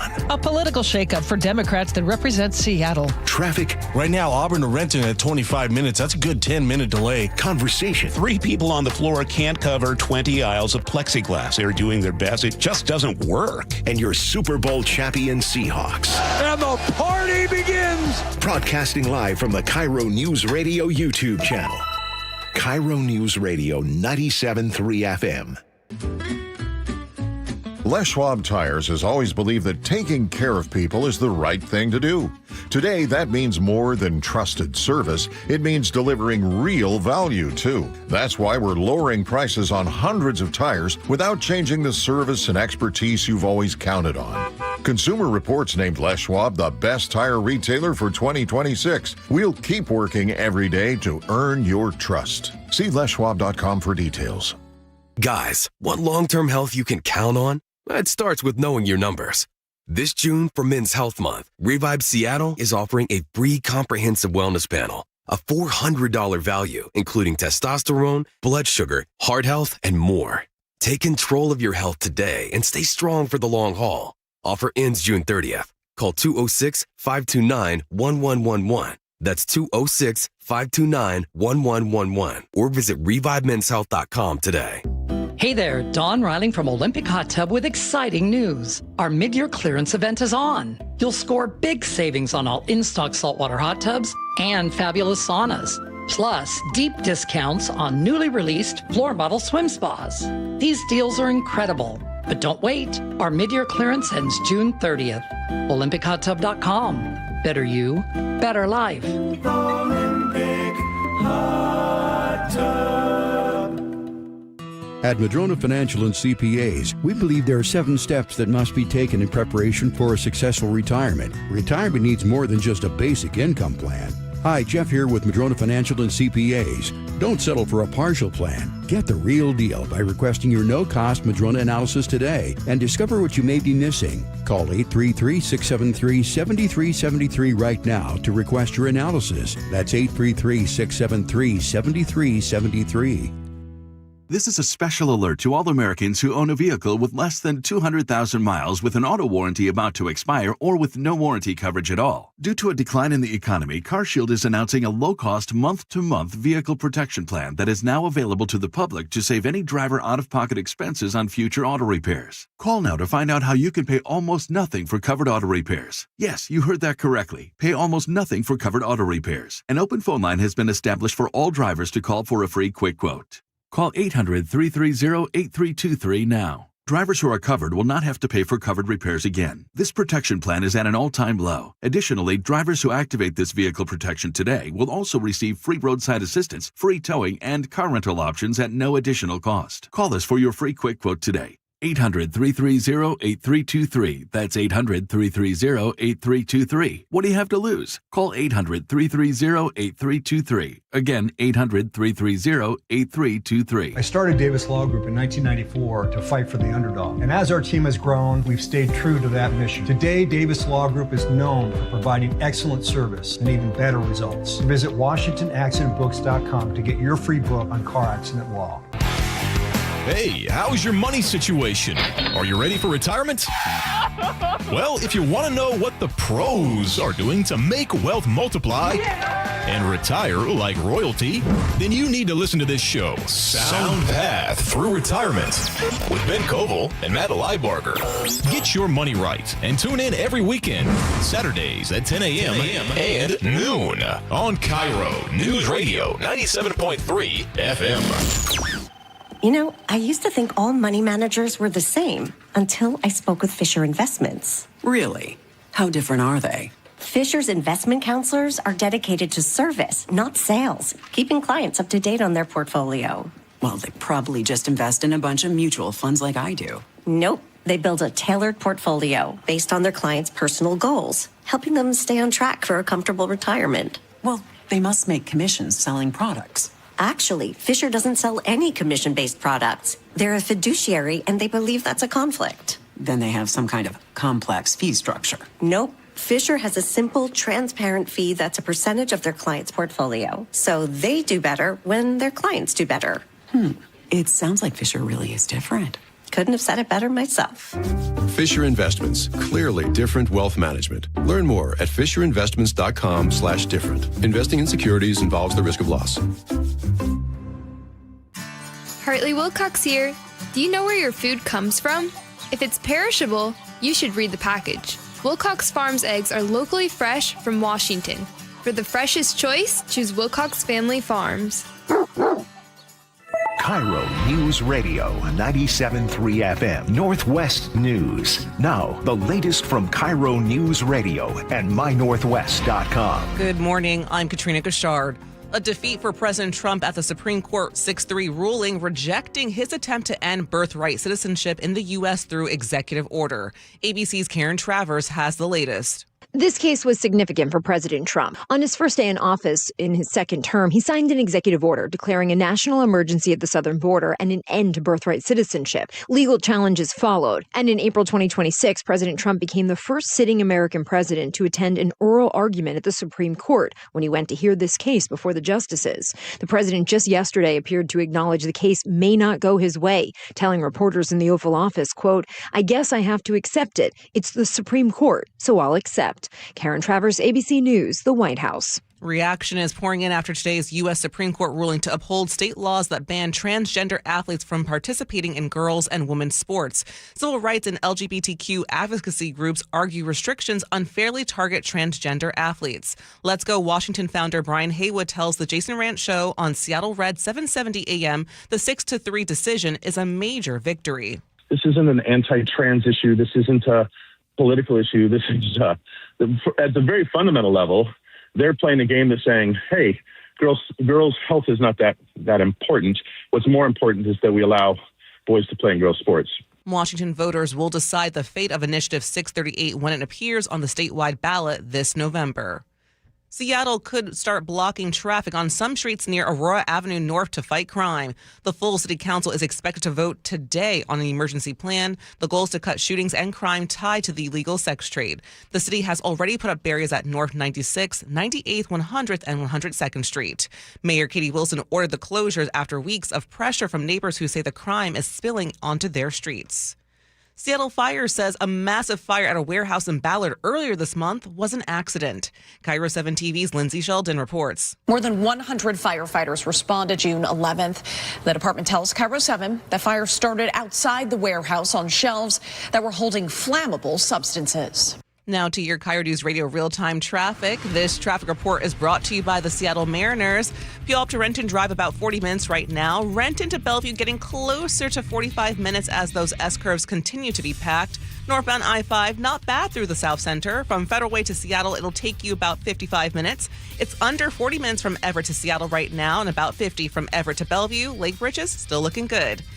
This traffic report is brought to you by the Seattle Mariners. Don't miss firework nights all summer presented by T-Mobile. Next up is the Patriotic Show on July 3rd. Get your tickets at mariners.com/fireworks. For your forecast on this Tuesday morning, lots of clouds and a few showers here and there. Highs will be in the low 60s. Right now, it's about 53 in downtown Seattle. I'm Katrina Gashard, KIRO News Radio. Your best source for local news. You're listening to KIRO News Radio, Northwest News. It is 10:34, and you're listening to the Gee and Ursula Show. Coming up at 10:47. Of course, we do scenarios, but right now we need to talk about the new way that Americans can bootstrap their way to reaching the American dream. And one of the reasons we thought we need to bring this up, Gee, is because detailing cars came up in this article in the Wall Street Journal. So more and more young people are discovering new careers in professions like car detailing, thanks to social media creators who are highlighting the upside of working with their hands and owning their businesses. And so it is going viral now as the new path to the American dream. Mm-hmm. Car detailing. And I know that you have a lot to say about this because it actually worked in your case. It did, and I think that it can still work. This makes me, when you bring that up, it makes me think about why I actually chose car detailing. Is in the very first week that I was doing it, I would go up to your door, knock on your door, and ask you if I can clean your car, and I was only charging $10, $15 to clean. Okay, where were you going? Like, I'm just trying to imagine you going door to door. West Seattle. In West Seattle. Yeah, I was going. You were West going Seattle. door to door, Uh-huh. and what reception were you getting? Because I know how I would receive door to door. Well, let's remember, just so everybody has full context. What did I used to do before car detailing? You used to go door to door selling. Right. Pots, pans, children's toys, electronics, kids, all that stuff. Seriously. So I use that, what I learned from that, into this part. Okay. Right? And plus the no-brainer of $10, $15. And I was just doing that. One, I was just practicing. Two, that way, look, I'm probably not going to do that great of a job, but then you won't really mind that much either. So all I was doing was just washing and vacuuming the vehicle. Now, the vacuum, the vacuum that you guys would go to Home Depot and buy, yeah, I got that. The thing is when I would show up, I would have to use your water. Yeah. And I would have to use your electricity. Was that ever an issue? Like people were like, okay. No, not really. People, I mean, if they allow you to clean the car, Yes. chances are they're going to allow What was that your part. rate? Like not financial rate, but rate of success to get people to say yes? It was pretty good because it would just go word of mouth then. So, hey, Ursula, thank you so much. Is there someone in your family maybe that would like to get the same thing? Yes. Oh, well, you know what? You can go over there, right? And one day I did it, and the lady, I was done, and she says, you know what would be a good idea? You should go over to the Seahawks practice facility. No way. It was someone who suggested that to you? It was somebody that suggested it. Who was that person? I don't remember. Older white lady. Wow. I don't remember. And she was like, you should go. Well, why did she pick that? Because she said that they have the nice cars, and it's no brainer, right? Like, she's like, they have nice cars. Yeah. They would probably want it clean. And so by that time, I'm like, you know what? That's a real good idea. But then I had to get to the point where I'm like, okay, I have to get a van. And I'm going to have to get it to where I can bring my own water with me, and then I have my own electricity. Now, I'm not the most handy person in the world. So True. on 4th Avenue, there's a place called Ben's Cleaner Sales. If you guys know where it is, downtown Seattle. Ben's Cleaner Sales, my man Russ Meyer. Shout out to Russ Meyer. Somebody's listening that knows Russ. I went to them. I'm like, hey, I want to be able to bring my own water and electricity. We're like, well, first, electricity, go get a generator. Oh, duh. Get a generator. Yeah. And so then they made a 50-gallon tank for me. So then I was able to go bring my own water. And so they set me up with the items, and your dog was broke. So they gave me, wink, wink, really, really good deals to start. And that's kind of how I got going. And so by the time I made it to the Seahawk facility and asked them to clean their vehicles for free, then I was able to kind of get up and running. So my point is I think that a lot of businesses, when they start, sometimes people put way more into the investment.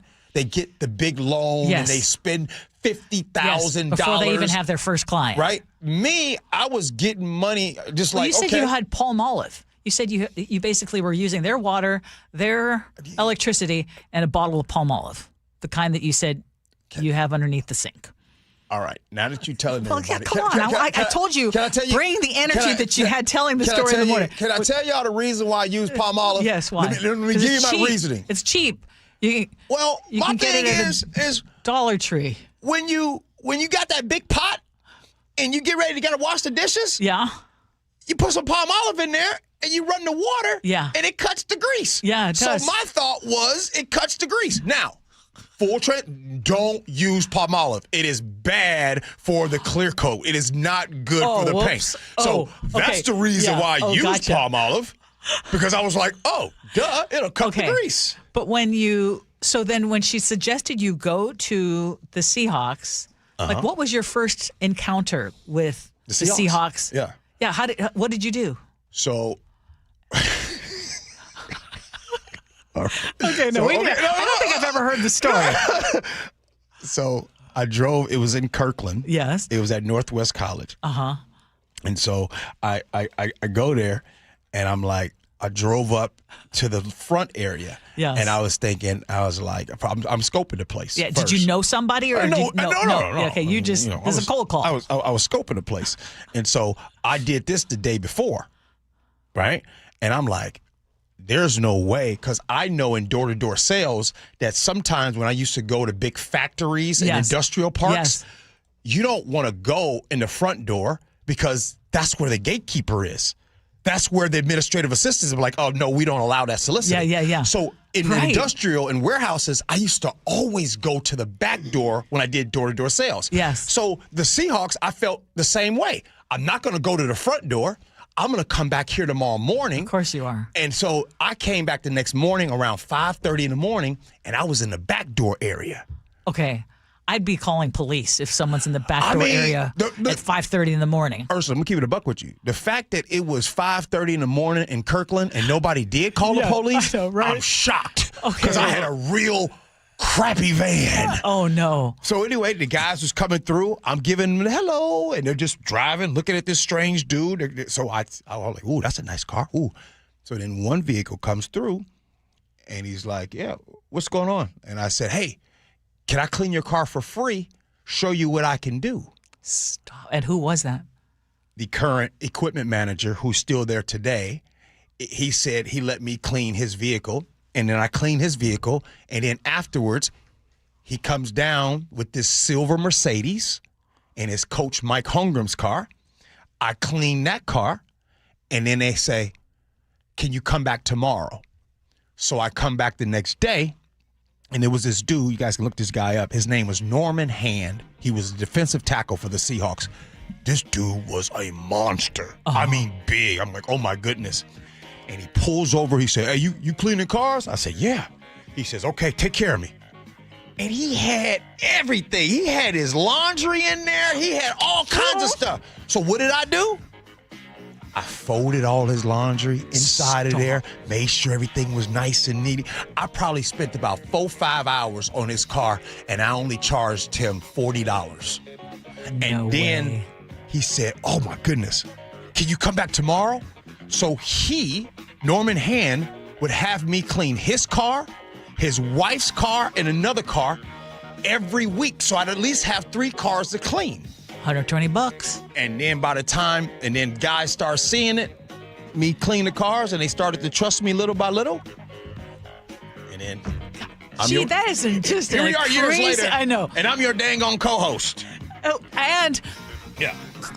pre-show MC for the Seahawks, and World Cup MC, and auctioneer. That is nuts. And watch this, Nick. A self-promoter. 12 years later. You see what I did there? And a self-promoter.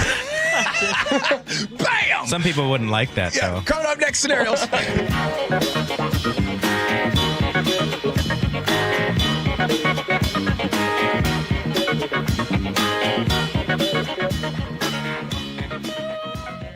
This is a special alert to all Americans who own a vehicle with less than 200,000 miles with an auto warranty about to expire or with no warranty coverage at all. Due to a decline in the economy, CarShield is announcing a low-cost month-to-month vehicle protection plan that is now available to the public to save any driver out-of-pocket expenses on future auto repairs. Call now to find out how you can pay almost nothing for covered auto repairs. Yes, you heard that correctly. Pay almost nothing for covered auto repairs. An open phone line has been established for all drivers to call for a free quick quote. Call 800-330-8323 now. Drivers who are covered will not have to pay for covered repairs again. This protection plan is at an all-time low. Additionally, drivers who activate this vehicle protection today will also receive free roadside assistance, free towing, and car rental options at no additional cost. Call us for your free quick quote today. 800-330-8323. That's 800-330-8323. What do you have to lose? Call 800-330-8323. Again, 800-330-8323. I like it hot. Beg your pardon? Can you make it hot for me, Dan? I think so. Half heated ain't hot enough. No. That's why I called you. Apollo Plumbing. Yeah, my sorry old water heater. Oh. Ain't getting me the hots anymore. You want hot water. That's what I said. That's what we do at Apollo Plumbing. And you're ready? Right now.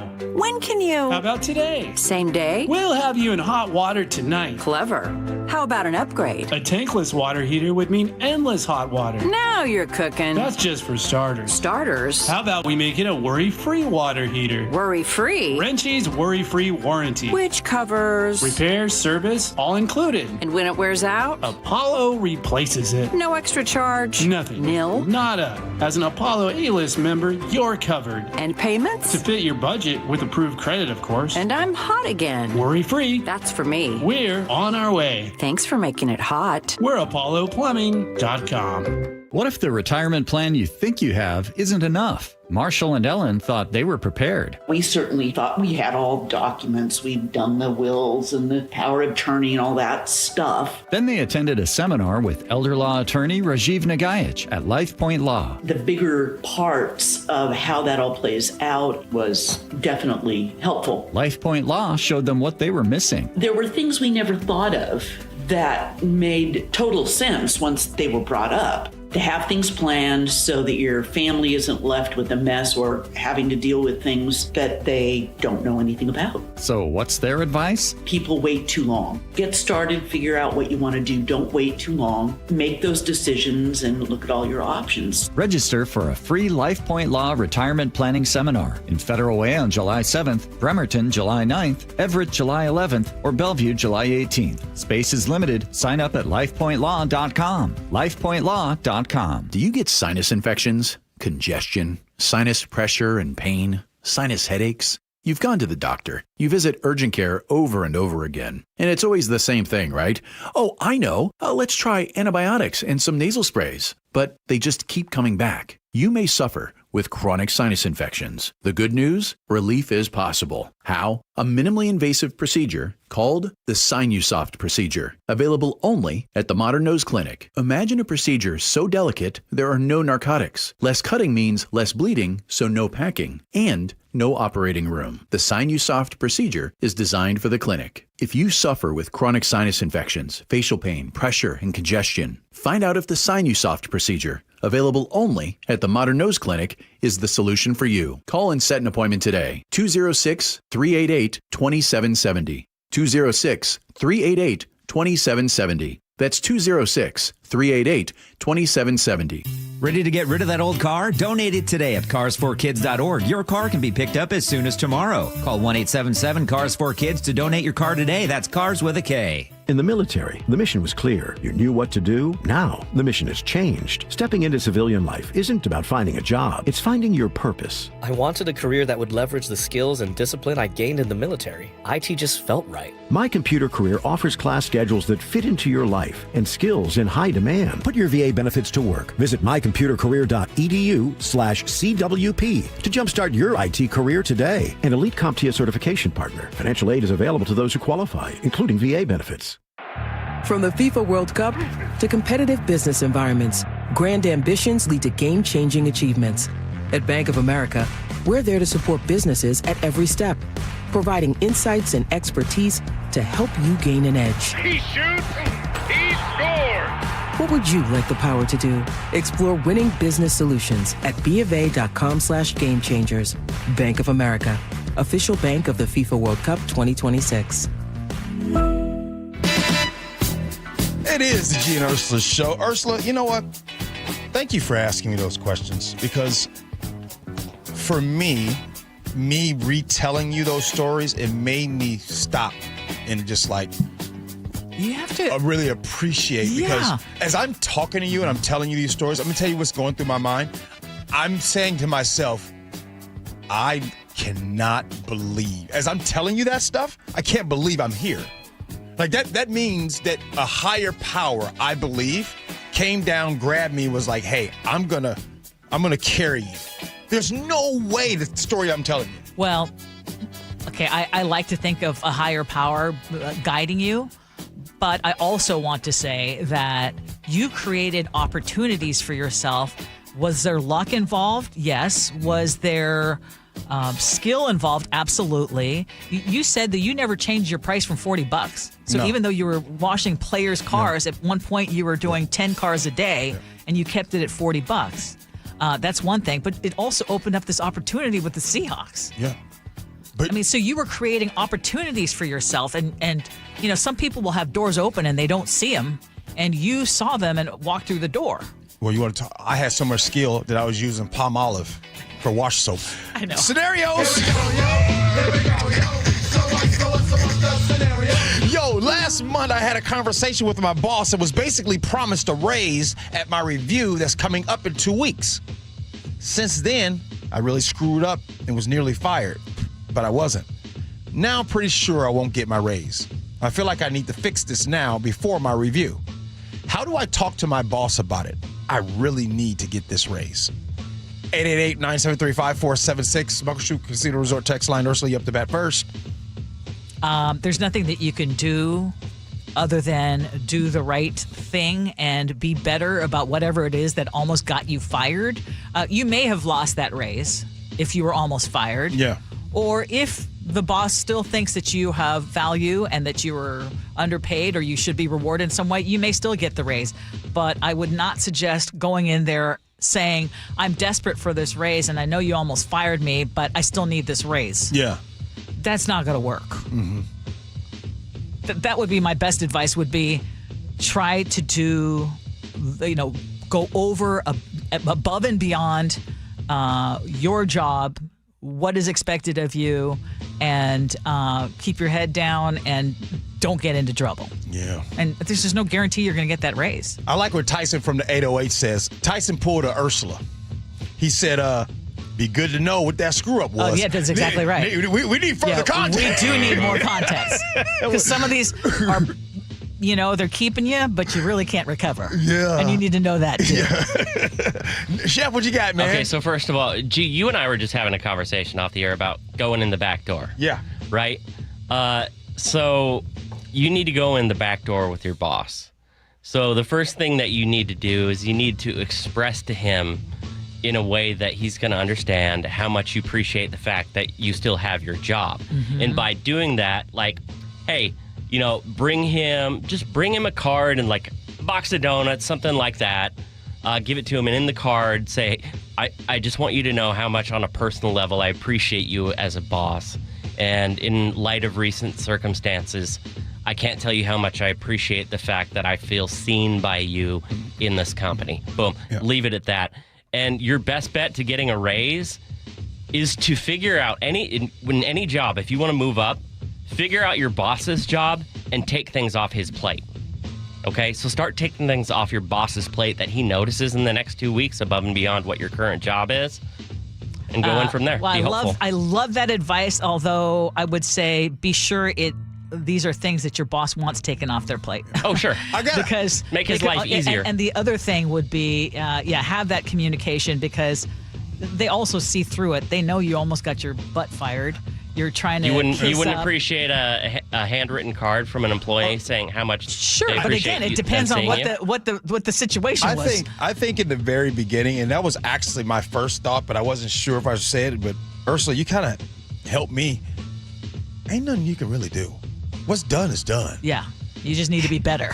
Yeah, right? Yeah, and just be better going forward. Above and What's beyond. done is done. And usually, you know how people make their decisions before. Like if you're I'm going into the meeting for the review, that boss has already made a decision about your future. Yes. You begging for that raise, knowing that you almost got your butt canned. Is not going to help. Yeah. All right, Brother Nick, what you got, man? Well, it's nice to have been in a position where you were being considered for a raise, but it is up to you to hold on to that opportunity. Now, you could try to work your way back up to reverse the path of getting it taken away, but when it comes down to it, though, it's hard to come back from that, and it's more likely you probably had the chance to fall right through the cracks.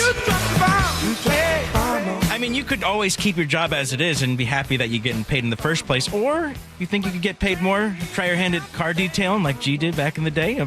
It's up to you whether or not you think you're going to get more money out of that. I just want to say this, Ursula. Do people really these days still go above and beyond? And yes. I'm Yes, just they saying, and I want to say this: if you do, it'll get recognized. Oh, yes. Whether it's from your current employer or future employer. Yes. And the answer to it is yes. People do still get rewarded for going above and beyond. Not always, but yes. Yeah. And you might not get rewarded when you want to, Yes. but eventually you will. Yes. Yeah. All right, good stuff, Ursula. Coming up at 11 o'clock, we have a guest. That's right, the president of Seattle City Council, Joy Hollingsworth. Choose Joy, joins the show. Next, Gee Ursula.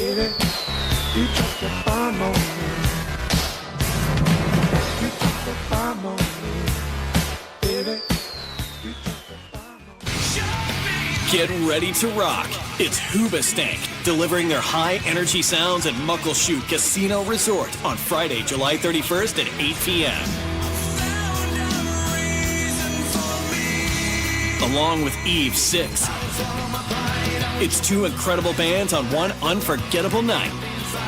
Hoobastank and Eve 6 at Muckleshoot Casino Resort on July 31st. Get your tickets now at muckleshootcasino.com.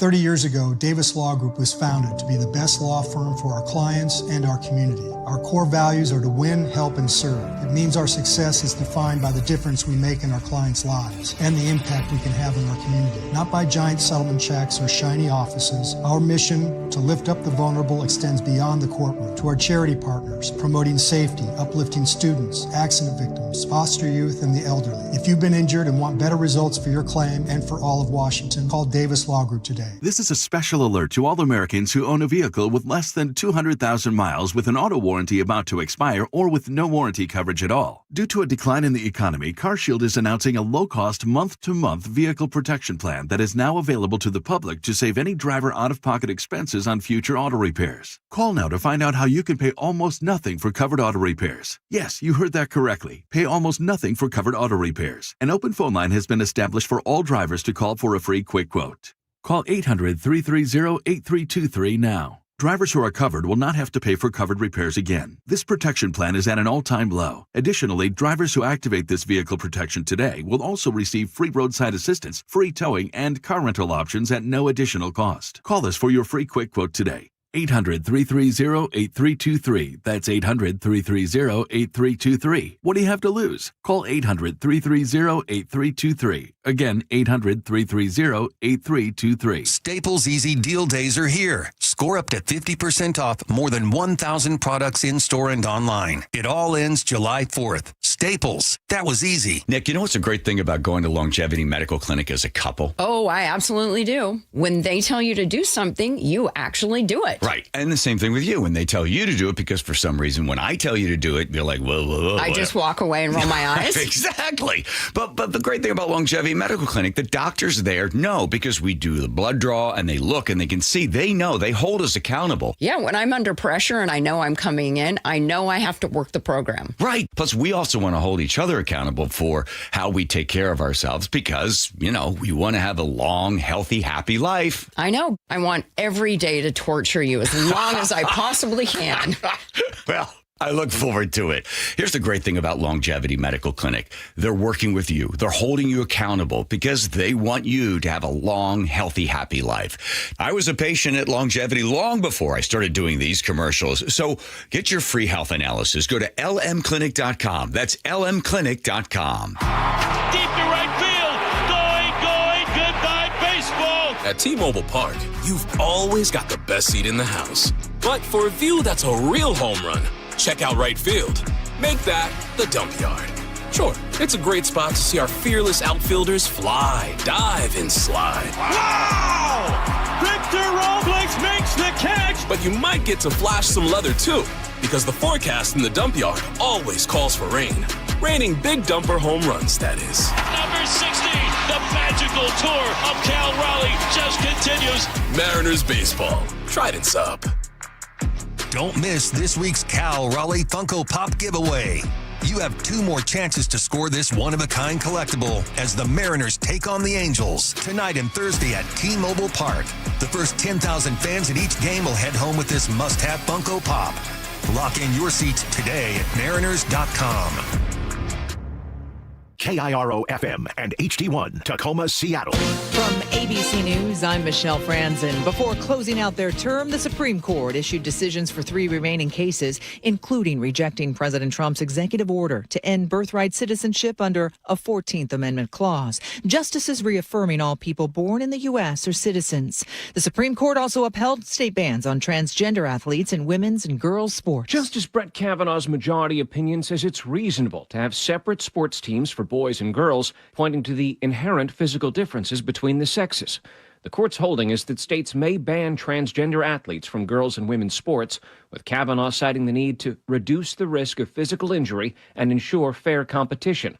The 3 liberal justices on the court wrote separately to express their disagreement with the majority's opinion. ABC Stephen Portnoy. NBA great LeBron James on the move. ESPN confirms James told the LA Lakers he will continue his career elsewhere. Where James goes is still unknown. This is ABC News.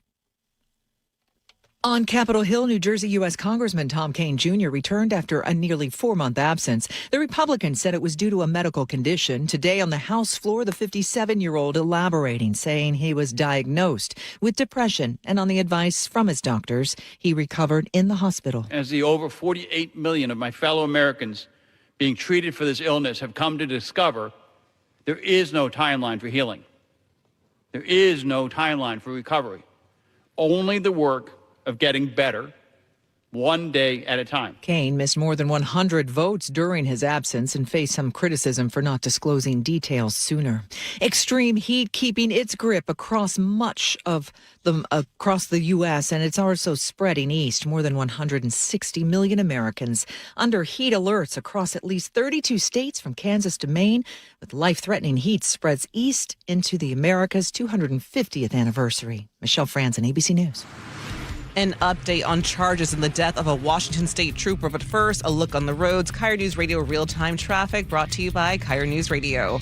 Southbound I-405 is running a little slow with the trip from Alderwood to South Center taking about 40 minutes right now. It's about 10 minutes heavier than normal. If you're heading south from Snohomish County, I-5 remains the better option for you. Over on the east side, travel times are looking good.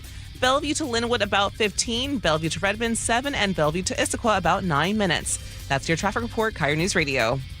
KIRO News Radio, 97.3 FM, Northwest News. Now, the latest from KIRO News Radio and mynorthwest.com. Good morning. I'm Katrina Gashard.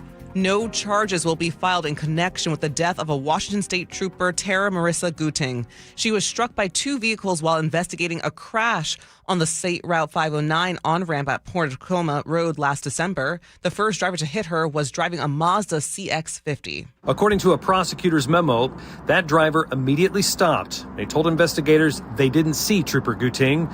The investigation found they were going between 33 and 47 miles an hour, well below the posted speed limit of 60. A second vehicle, a Cadillac SUV, then hit Guting again.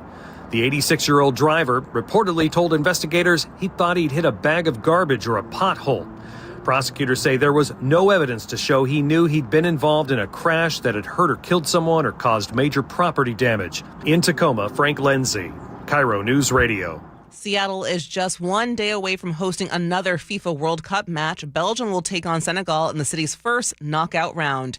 KIRO 7 TV's Brooke Griffin reports record ridership has brought 5 million people onto the light rail just this month. Officials say in June, there were 5 days where ridership exceeded 200,000 daily passengers, including the USA versus Australia match when 280,000 people took the light rail in one day. Now, if you're coming to tomorrow's 1 p.m. match, make sure you're prepared. You should leave your house early and leave downtown late to avoid the peak crowds. Spread out on the light rail boarding platforms. The cars near the back of the train are usually less crowded. And get off on different transit stations downtown to ease congestion a bit. You can use CID, Stadium, and Pioneer Square stations. Thousands of Washington residents are being notified after a data breach at the Department of Social and Health Services. DSHS says a former employee improperly accessed about 8,600 clients' records in March. Information that may have been viewed includes names, dates of birth, social security numbers. DHS says client numbers and program enrollment information as well. Officials say there's no evidence medical records or health information were accessed. Notification letters are being mailed to those affected. 4 people are facing criminal citations after Washington Fish and Wildlife officers uncovered an unusual crab poaching scheme on Tokeland Tidelands. Does she have crab in her bra? It looks like she does. Yeah, I can hear the bag. We have 2 charges, undersized crab, and then we have not telling me about it when I knew about them, for everybody. A search uncovered 21 concealed crabs hidden in specially sewn pouches inside their clothing. The crabs were returned to the water. For your weather, lots of clouds today and a few sprinkles. Highs will be in the low 60s. Right now, it's about 53 in downtown Seattle. I'm Katrina Gashard, KIRO News Radio. Your best source for local news, serving Western Washington and the world with a KIRO Newsradio app. Always streaming live on your smart speakers. You're listening to KIRO News Radio, Northwest News. This is the Gee and Ursula Show with G. Scott and Ursula Reutin. Hey, everybody, it is the Gee and Ursula Show. Good morning to you. We're grateful that you're hanging out with us here on the show. Good morning to you, Ursula. Good morning. You know, coming up at 11:30, of course, we're going to be doing Agree to Disagree. And one of the questions has to do with a police officer who pulled over a daughter-in-law for a minor driving infraction while she was running late to her own wedding. And someone was ranting about that. Will you have sympathy for this person? Okay, Muckleshoot Casino Resort text line 888-973-5476, 888-973 KIRO. It is 11:06, and it is time for us to get to our next guest. We have Seattle City Council President Joy Hollingsworth joining us at a very busy moment for the city right now. We want to talk about the future of the King County Regional Homelessness Authority. Of course, we need to bring up public safety on Aurora Avenue, the cost and the payoff of hosting the World Cup, which has been a big topic today, and new limits on large data centers and anything else that pops up in our brains. But let's start, first of all, saying good morning, President Hollingsworth. Thank you so much for joining us. Good morning, Gee and Ursula. Happy to be here and happy to talk about whatever on the docket, which is a long list. Yes, it is. Okay, well, I want to start there. But just to recap for our listeners, with KCRHA, the agency has spent nearly $1.1 billion since it was created. But as the report came out this week, homelessness is still up with more than 18,000 people counted, nearly 2/3 unsheltered. The mayor and King County Executive Gurmai Zahalai have until August 1st to recommend whether the agency continues or gets restructured or gets dismantled. And the county executive pointed out that a lot of federal dollars could be at risk. The last time we had you on the show, we asked you, and you were inclined to say, let's do a start over. Where are you today? Yeah, that is still my same position. After the study came out, it said homelessness has increased 9%, since inception, and it has increased, unfortunately. And I know that a lot of people, there are three options. Either it can be dismantled today. We can all just do a single file line and leave with the lights off. So everyone get in a single file line, let's leave. And the third one is, can we stay and fix it? And I think there is a delicate balance here where you don't want to signal to folks, that are providers that we are just going to dismantle something and give up. And there is also folks that just, want this fixed and said, hey, how can we fix it? I think I'm somewhere in between where we can right size King County Regional Homeless Authority. We can make sure that we have the guardrails on it for financial things and the outcomes. But I think there's somewhere in the middle that I land as I continue to hear about the feedback and the numbers and statistics with the outcomes on homelessness. And when you say downsize it, or you're somewhere in the middle in that, does that mean just revisiting the whole concept of the Regional Homelessness Authority?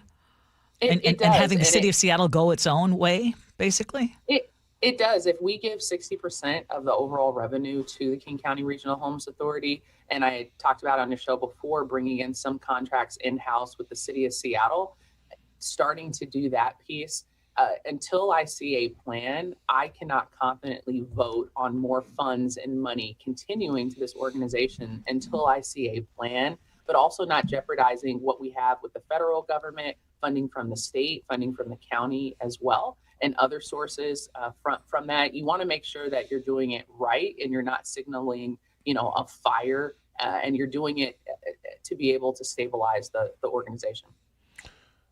What would you say to me that on what I'm going to say to you right now? I think that in 2027, 28, 29, 30, 31, we can keep going. Every year there will continue to be an increase in the homelessness situation here in this area. What would you say to somebody like me who believes that? I would say you're correct. That's what I would say. I would say, will we solve homelessness? I would be honest with you and say no, but can we manage it a lot better? And I believe that we can manage the situation a lot better than we have. I think anyone who tells you that we can solve homelessness is lying to you straight up. But I do believe that there is a management piece in, breaking homelessness apart and understanding that there are people that are couch surfing. There are individual homelessness that is happening, invisible homelessness. There are families that are homeless that are, jumping from sofa to sofa, sleeping at parks. There's that piece. And then there's the visible piece that you see on the streets that is a mix of mental health, of drugs, substance use, all these pieces that if we just talk about it in a blanket approach, I don't think that we are going to be able to manage it. And you're going to see the results that we have seen today, which is not making the impact that people want to see. I want to make sure that you heard me correctly. I didn't say end it, I said it will be an increase.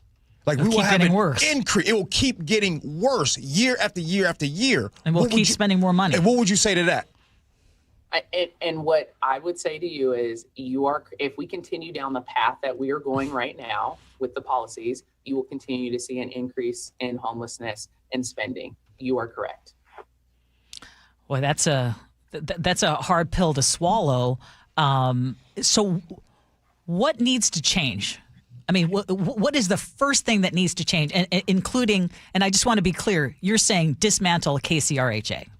No, I'm not saying that. I'm saying we need to right the ship on it, meaning we need to figure out the right size for it. Are we talking about, is it the amount of funds that we are allocating to KCHRA, or are we pulling contracts to be in-house for the city of Seattle for more oversight? Do they have enough staff? Is it the right amount of staff to make sure that these contracts are being executed properly? Do we have the right goals where we're all amongst all providers, that we are ensuring that we're having the same metrics for outcomes? And you know, when someone says that, hey, we did an outreach on a person, well, what does outreach mean? When we house someone, well, what does that mean? What is the long-term goal of that? What type of housing did we have? What type of shelters are available? What we see right now, our mayor standing up, are the shelters that are for the people that we've seen visibly on the street. And so those are folks that might have different layers of health, mental health issues or substance use. Those are different than the family that's on the brink of losing their home that's going to be homeless, or the folks that are in the parks that might be next to a school because they don't have anywhere else to go and they want to make sure they stay next to the school. That is a different type of shelter. Have we differentiated those when we're talking about shelters? I think that's what I'm talking about. So, Joy, I just wanted to ask, though, because for me, as someone who has watched how this has unfolded over the years, why should anyone trust this particular agency to get it right when they've gotten it so wrong for so long? Because we have invested a lot of infrastructure, time, and money in this. We have a lot of political will and political folks that have invested time, energy, and money in this. We have told the voters that this would be a better management process. And so I know folks don't want to give up on that. And also, we're in our infancy stages of the organization. And so when you look at all those things and you're saying, okay, what is the next step? I think that we need a redirection of King County Regional Homeless Authority, but I don't want to give up on the spirit of it. But we do need a different direction in terms of the organization. You listen to the voice of Seattle City Council President Joy Hollingsworth here on the show. And by the way, the next time I have a problem in my marriage, I'm going to say, I just need a redirection. That's all. I don't need to end it. Just a redirection. That's something. Okay, we got to go to Aurora because Aurora seems to be a conversation. June 11th, there was a press conference with the mayor, Police Chief Sean Barnes, City Attorney Erica Evans. You were there at this press conference. Can you tell us how this press conference came to be? Whose idea? Was this the mayor's idea to have this press conference on Aurora? And I got some follow-up questions to that. Yeah, this was the spirit of Councilmember Juarez, wanted to make sure that, number one, we acknowledged what was going on for Aurora, that we pulled together city officials, so that is the city attorney, Erica Evans, herself. I was there to support as council president. We had the mayor involved, the police chief. You had all different forms of government. We had council members there as well to, number one, acknowledge what was going on in Aurora, to say, hey, this is actually not okay, to give people stats and figures and commitments on camera about what we were going to do as a legislative department, what the city attorney was willing to do about Aurora, and then what the mayor's commitments were as well. And then you heard from the police chief from a public safety perspective, what they were going to do. And so this was the idea of Councilmember Juarez. It's in her district and wanted to show her support. One of the things that, and I want to take your words that you talked about at some point. You talked about how 12 and 13 and 14-year-old girls were being exploited up there on Aurora. And a lot of times when the Aurora conversation is being had, I told Ursula this here recently, I feel like the same narrative is being talked about. They always talk about the pimps. But what hasn't been talked about, and maybe you can help us understand, why don't they talk about who the young gals are that are being exploited and who the Johns are that are going up there to get these women on Aurora? Yeah, I think in Seattle, so we have focused on the gunshots, the shootings, the pimps, the Johns, the activity that is happening on Aurora, the violence. What we have not focused on, as you said, are the women that are being trafficked and then the girls who are being raped on Aurora that are 12, 13, 14, 15, 16.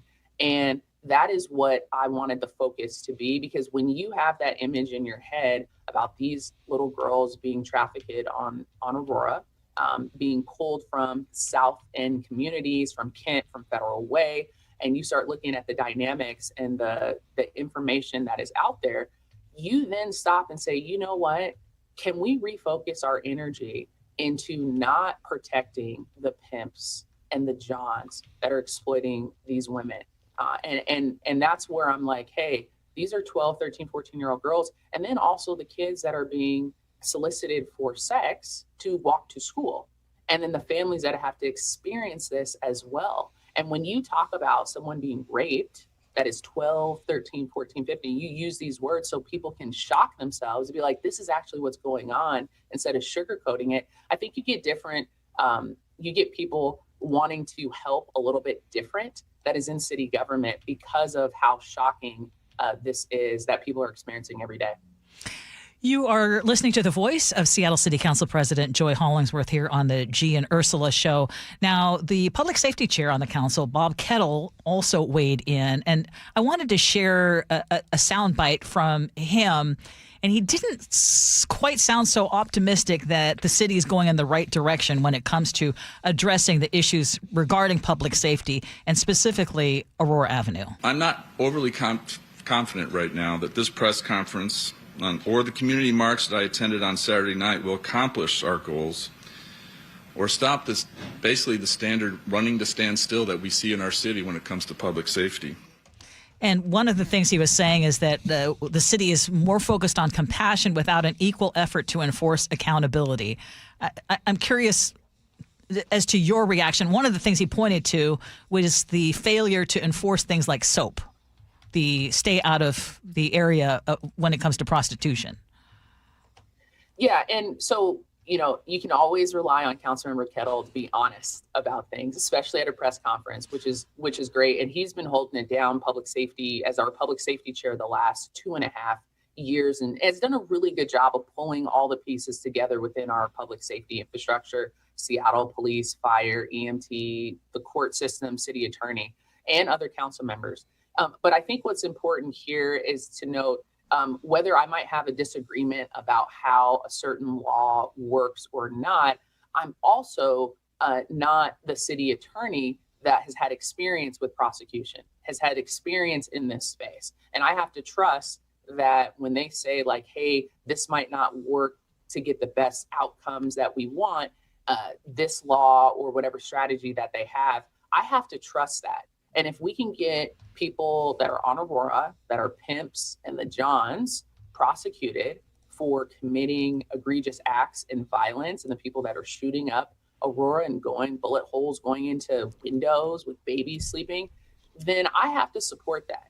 And that's where I stand on that. And, you know, Councilmember Kettle might have a different pathway and disagreement, but we all want the same thing, was pimps and Johns off the street and get the girls the survivor-centered care that they need. In this work, and I know that you see the statistics, and I want to go back to things that I feel like aren't being talked about. The 12, 13, 14, 15-year-olds that are being trafficked on Aurora. And I want to talk about the statistics where 50% of the young gals on Aurora look like you and I. Are black girls. I want to talk about that. Oh, absolutely. So look, Black people are 6.5% of the population in Seattle. Half of that are women and girls. And then we account for about over 40 to 45% of the girls that are being trafficked on Aurora. That is a problem. And I know there's some people who are like, why are you bringing race into it? I'm not. I'm just pointing out the disparities that I've seen, that we have girls that are being taken from the South End. So you're talking about Rainier Beach, you're talking about Kent, Federal Way, Puyallup, Tacoma, all these people that are being brought to Aurora because of the environment that I think Seattle has created for those places and things to happen. And they are 12, 13, 14, 15, and 16-year-old girls. There's a massive disparity. And so that to me is a little bit more, I don't care what color the girls are on Aurora that are being trafficked. I want to help them all. But that should, that lights a little bit of a fire in my ass, my butt. Sorry, I don't know if I can say the A word, my bad. but to be able to be like, hey, this is wrong. We really need to address this. Okay, we are unfortunately almost out of time, but I've got to ask you some questions about World Cup. Can you stay? Can you stay with us? Yeah, absolutely. Okay. I said the A word. I apologize. No. We've said worse. You felt that It's one. okay. You felt it, and it's fine. But my question is, okay, we're going to hold off on the break because there's a lot of debate about whether the city of Seattle should host other big worldwide events like the World Cup, because there are some statistics that look really good. And then there are some statistics that say, hey, wait a minute, FIFA's getting all the money, and what are we getting? Kind of thing. So we want to have you weigh in on that. Like, how are you feeling about the World Cup and what it's done for Seattle? And Ursula, isn't there also a vote today that's happening for Aurora? Is there a vote today? There's not a vote today. That's next week. Next week, okay. But that is to close. That is for us to have the legislative option to the police officer, have the police chief to close the street, to be able to close streets. Right. Well, you stick around. We'll do that next. Gee Ursula.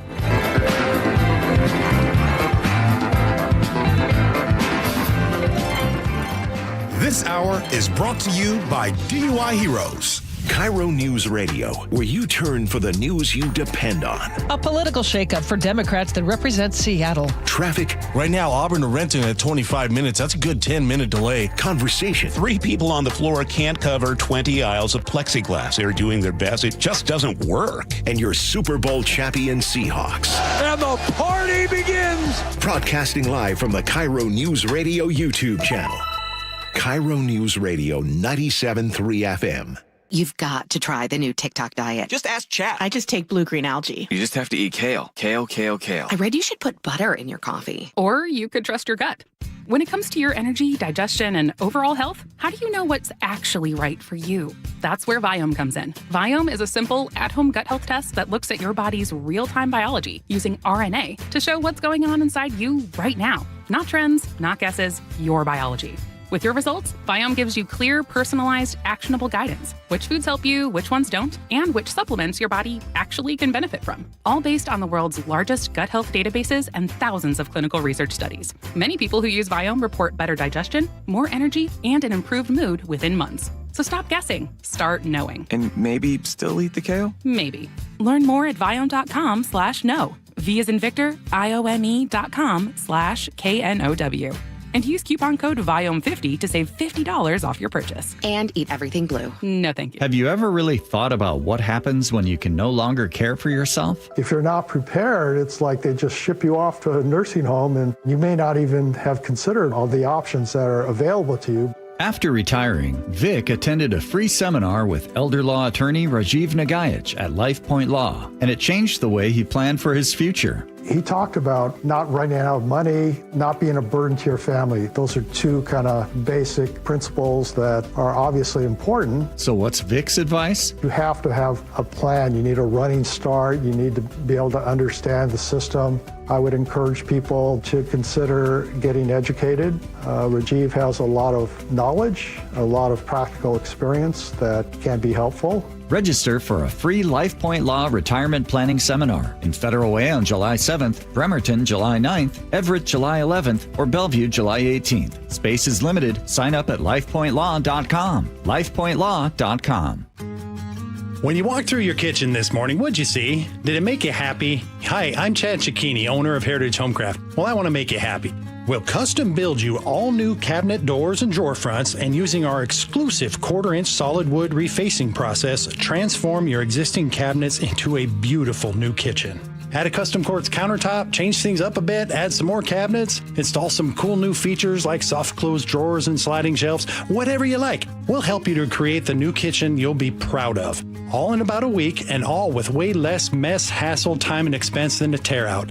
Call today and I'll get one of our pros to come out and show you how easy and comfortable it'll be to get going on your new kitchen. Stop waiting. We're having a trade-in sale. You'll save $30 per door and drawer front off the cost of your new kitchen. Count them up and see how much you'll save.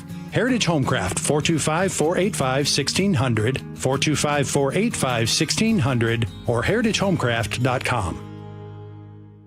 Moving into Aegis was one of the best decisions I ever made because I became connected with lots of friends. This is my friend Susie, and we haven't known each other very long. We just kind of clicked. She found this wonderful place, and so that I moved in. One thing we both like, we watch football games. I'm a tight end girl myself. Aegis Living has been trusted for nearly 30 years to deliver award-winning care in luxury senior living. Visit aegisliving.com/KIRO and see for yourself. You've got to try the new TikTok diet. Just ask chat. I just take blue-green algae. You just have to eat kale. Kale, kale, kale. I read you should put butter in your coffee. Or you could trust your gut. When it comes to your energy, digestion, and overall health, how do you know what's actually right for you? That's where Viome comes in. Viome is a simple, at-home gut health test that looks at your body's real-time biology using RNA to show what's going on inside you right now. Not trends, not guesses, your biology. With your results, Viome gives you clear, personalized, actionable guidance. Which foods help you, which ones don't, and which supplements your body actually can benefit from. All based on the world's largest gut health databases and thousands of clinical research studies. Many people who use Viome report better digestion, more energy, and an improved mood within months. So stop guessing. Start knowing. And maybe still eat the kale? Maybe. Learn more at viome.com/know. V as in Victor, IOME.com/KNOW. And use coupon code VIOME50 to save $50 off your purchase. And eat everything blue. No, thank you. For over 50 years, Bucky's Complete Auto Repair has been the one locals trust for fast, friendly service with guaranteed repairs. With 16 family-owned locations and a Carfax preferred badge, Bucky's makes it easy with same-day service and available financing. Visit buckys.com. I like it hot. Beg your pardon? Can you make it hot for me, Dan? I think so. Half heated ain't hot enough. No. That's why I called you. Apollo Plumbing. Yeah, my sorry old water heater. Oh. Ain't getting me the hots anymore. You want hot water. That's what I said. That's what we do at Apollo Plumbing. And you're ready? Right now.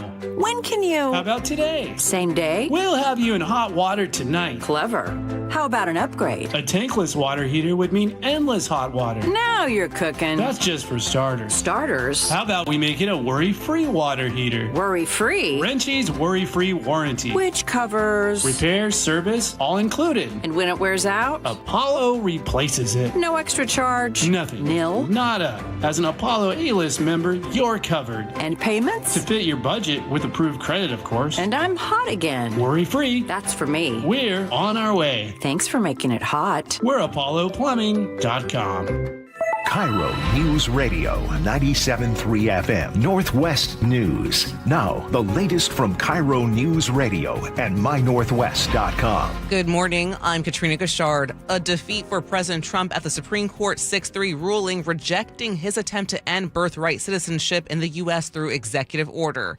ABC's Karen Travers has the latest. This case was significant for President Trump. On his first day in office in his second term, he signed an executive order declaring a national emergency at the southern border and an end to birthright citizenship. Legal challenges followed. And in April 2026, President Trump became the first sitting American president to attend an oral argument at the Supreme Court when he went to hear this case before the justices. The president just yesterday appeared to acknowledge the case may not go his way, telling reporters in the Oval Office, quote, "I guess I have to accept it. It's the Supreme Court, so I'll accept." Karen Travers, ABC News, the White House. Washington Attorney General Nick Brown is applauding today's U.S. Supreme Court's decision to uphold birthright citizenship. It echoes comments he made on the issue last May. Time and time again, the Supreme Court has weighed in on this and affirmed that if you were born in the United States, that you are a citizen. Brown's office was among the first to challenge the court order, arguing it violated the 14th Amendment. Amazon is paying a federal fine of $2.25 million. The Federal Trade Commission accused the company of violating the Fair Credit Reporting Act. The FTC alleges Amazon refused to give transaction records to customers whose personal information was stolen by identity thieves. The complaint says Amazon routinely denied or delayed the request. The settlement requires Amazon to comply with those record requests going forward and notify past victims who may still be entitled to information. Seattle is just 1 day away from hosting another FIFA World Cup match. Belgium will take on Senegal in the city's first knockout round. KIRO 7 TV's Brooke Griffin has more. Officials say in June, there were 5 days where ridership exceeded 200,000 daily passengers, including the USA versus Australia match when 280,000 people took the light rail in one day. Now, if you're coming to tomorrow's 1 p.m. match, make sure you're prepared. You should leave your house early and leave downtown late to avoid the peak crowds. Spread out on the light rail boarding platforms. The cars near the back of the train are usually less crowded. And get off on different transit stations downtown to ease congestion a bit. You can use CID, Stadium, and Pioneer Square stations. Now for your traffic report brought to you by KIRO Newsradio. Traffic is looking pretty good around the Puget Sound. The slowest drive remains southbound I-405 from Alderwood to South Center. That'll take you about 40 minutes. Across over on the east side, travel times are light. Bellevue to Linwood, 15 minutes. And if you're heading towards South King County, you should probably budget for more time. It's going to take you about 30 minutes from Bellevue to Federal Way. This traffic report is brought to you by KIRO Newsradio. For your forecast, we've got lots of clouds, a few sprinkles here and there. Highs today will be pretty cool in the low 60s. Right now, it's about 53 in downtown Seattle. I'm Katrina Gashard, KIRO News Radio. Your best source for local news. You're listening to KIRO News Radio, Northwest News.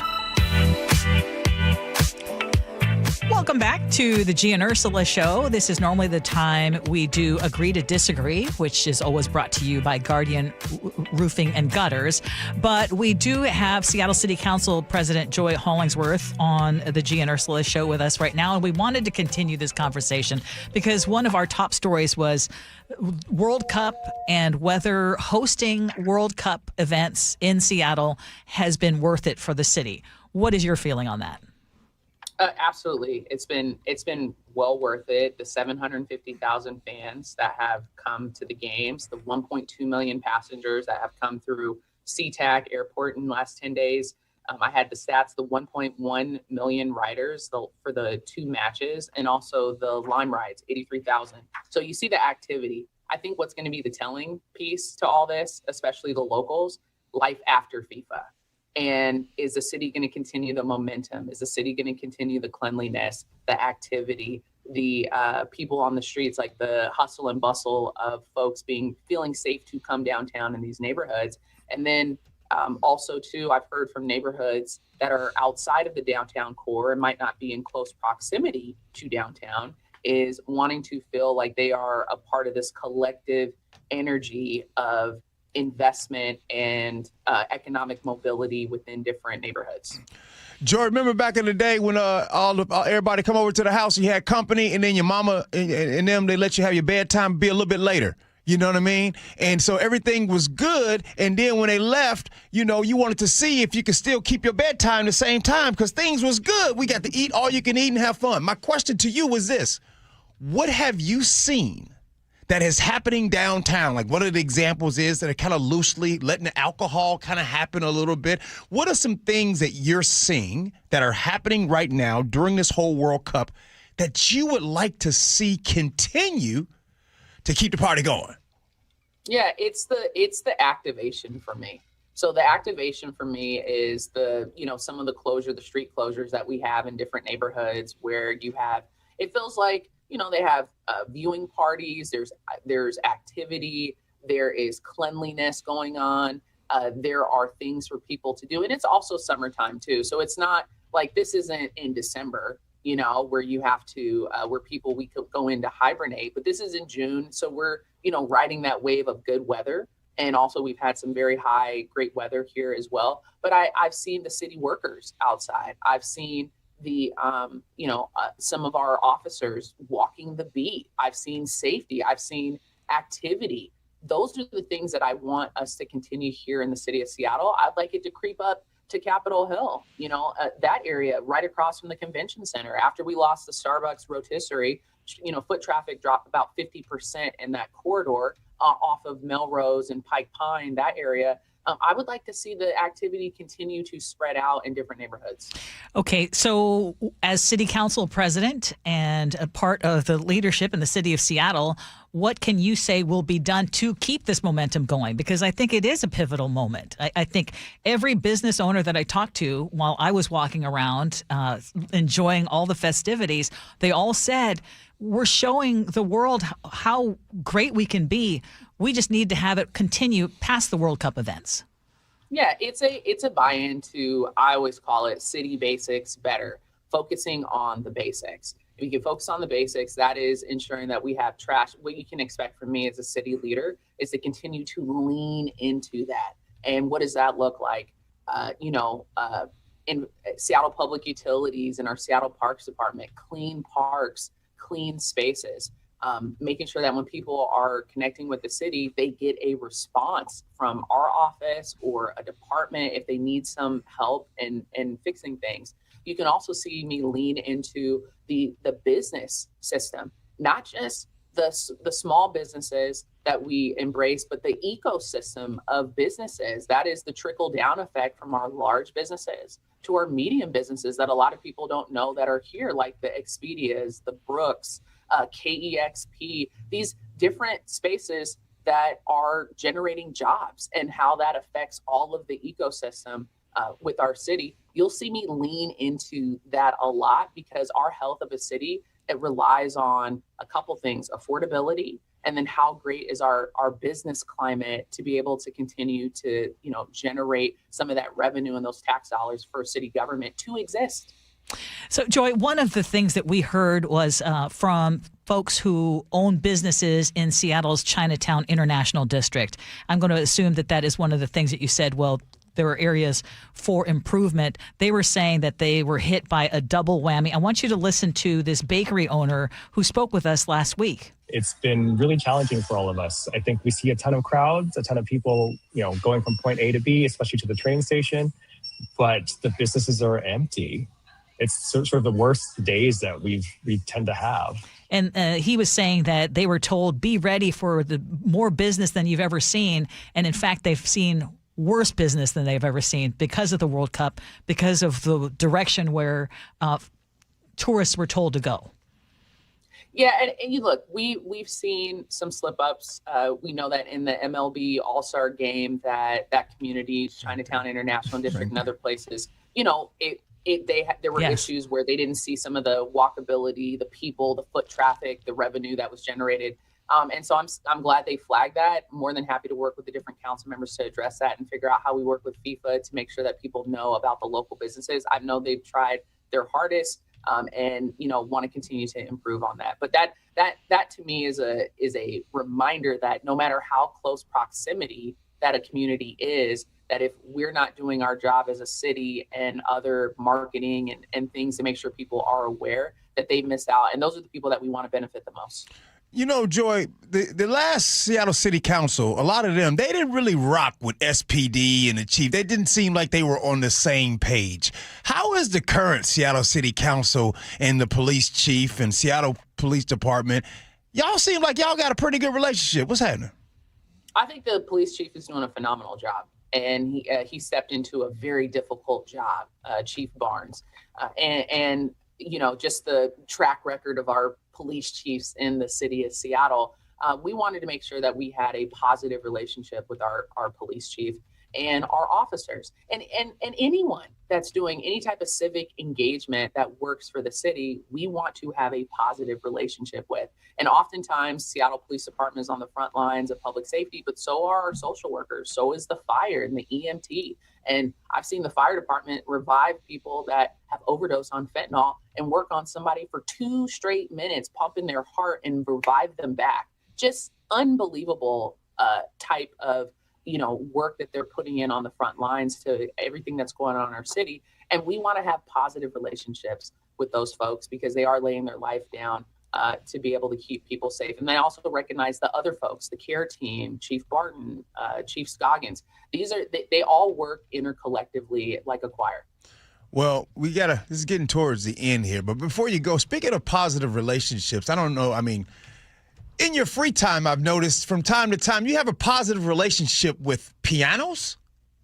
This guy. Yeah, you know what I mean? I've been looking. Yeah, you explain, because I didn't see them. You on a level of Stevie Wonder these days with the piano. No, you're too kind. Yeah. You're too kind. Yes, I've been playing the piano since I was like 14. It's kind of like a hidden talent, and there are some places that have open mic, and I just go and play, and somebody gets on the mic, and I'll play their song. I play by ear. I can't read music, but I can play by ear and memory and muscle memory, and so I just play whatever I like. What's your favorite song to play? That's good. You know what? I have a jazz version of the national anthem with a little gospel feel to it. It's pretty dope. I'll send you the link. I put it on YouTube. That is so cool. Come on, they can do it all. I love it. Playing by ear. I love that. I got to tell you, it's my favorite. You need to just keep putting out that content. I love when you on the piano. I got you. I'll invite you to one of the open mics if you're down. It reminds me of Bill Clinton and the saxophone. Okay.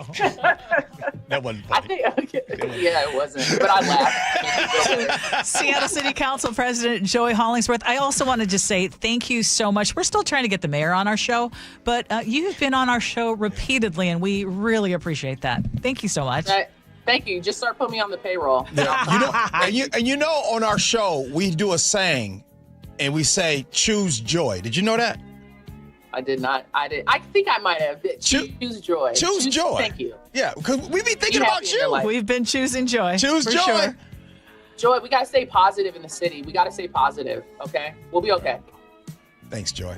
Peace. Thank you. Thank you. Joy Hollingsworth, President of Seattle City Council. Coming up next, text message feedback, and then Ursula's Words to Live by Gee Ursula.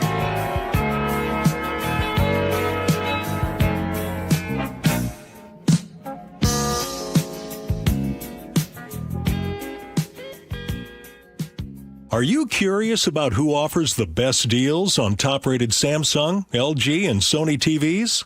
The answer is surprising. It's not online, and it's not the warehouse clubs. The best deals on top-rated TVs are at Video Only. Don't believe it? Then check out the trade-in deals at Video Only. How about $500 for your old TV? Try doing that online. Before you buy that new TV, drop into Video Only. If you don't, you'll be sorry. Hi, I'm Chuck McDowell, the timeshare cancellation guy and founder of Wesley Financial Group. And I want to set the record straight. I am not an attorney. I've never wanted to be an attorney. And the truth is, I really don't even like attorneys. If I sound like an attorney, I'll apologize. But what I've learned in my 15 years in the timeshare cancellation business is you don't need to be an attorney to get folks out of their timeshare. After 15 years and over 50,000 cancellations, I can tell you with confidence, we know how to get you out of your timeshare. Call us today and we'll send you our timeshare exit guide absolutely free with all your options for cancellation.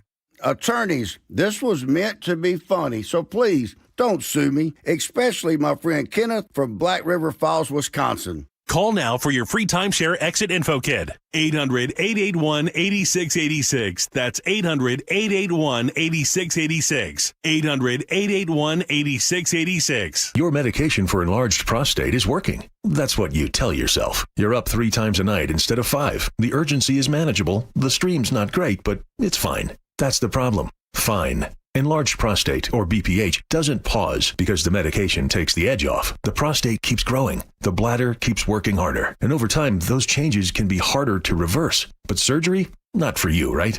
Aquablation is not the surgery you're picturing. It's the only ultrasound-guided, robotic-assisted therapy for enlarged prostate. Don't wait until things become unbearable. Find an Aquablation urologist near you. Call Aquablation Seattle at 206-666-2466. 206-666-2466. That's 206-666-2466. All surgical treatments carry risks and results may vary. Side effects may include urinary symptoms, mild pain, ejaculatory dysfunction, or infection. In rare cases, complications to the urethra and rectum may occur. Aquablation therapy may not be right for everyone. Talk to your urologist to learn more. Visit aquablationseattle.com. Dr. Mark Wagner has performed over 20,000 stem cell procedures, including mine, at Seattle Sports Regenerative Medicine. And we've interviewed over 100 of Dr. Wagner's patients, and we hear the same things. It changed my life. I'm back to doing the activities I love without pain. It really works. It's remarkable. We love helping people get back to living life to the fullest and doing the things they enjoy most. They also must really enjoy not having the pain and recovery time with surgery. Stem cell therapy is a 60-minute, non-surgical, minimally invasive procedure to eliminate pain, regenerate cartilage, treat tendon and ligament tears, osteoarthritis, and chronic tendinitis. And you only use the patient's own stem cells. That's right, their body's own stem cells. So, whether it's a hip like me, an elbow, shoulder, or knee... Don't forget ankles, wrists, and thumbs. Yep, those patients too. Before choosing refusing surgery, see Dr. Mark Wagner, MD first. Learn more at drmarkwagnermd.com. Hi, I'm Chuck McDowell, the timeshare cancellation guy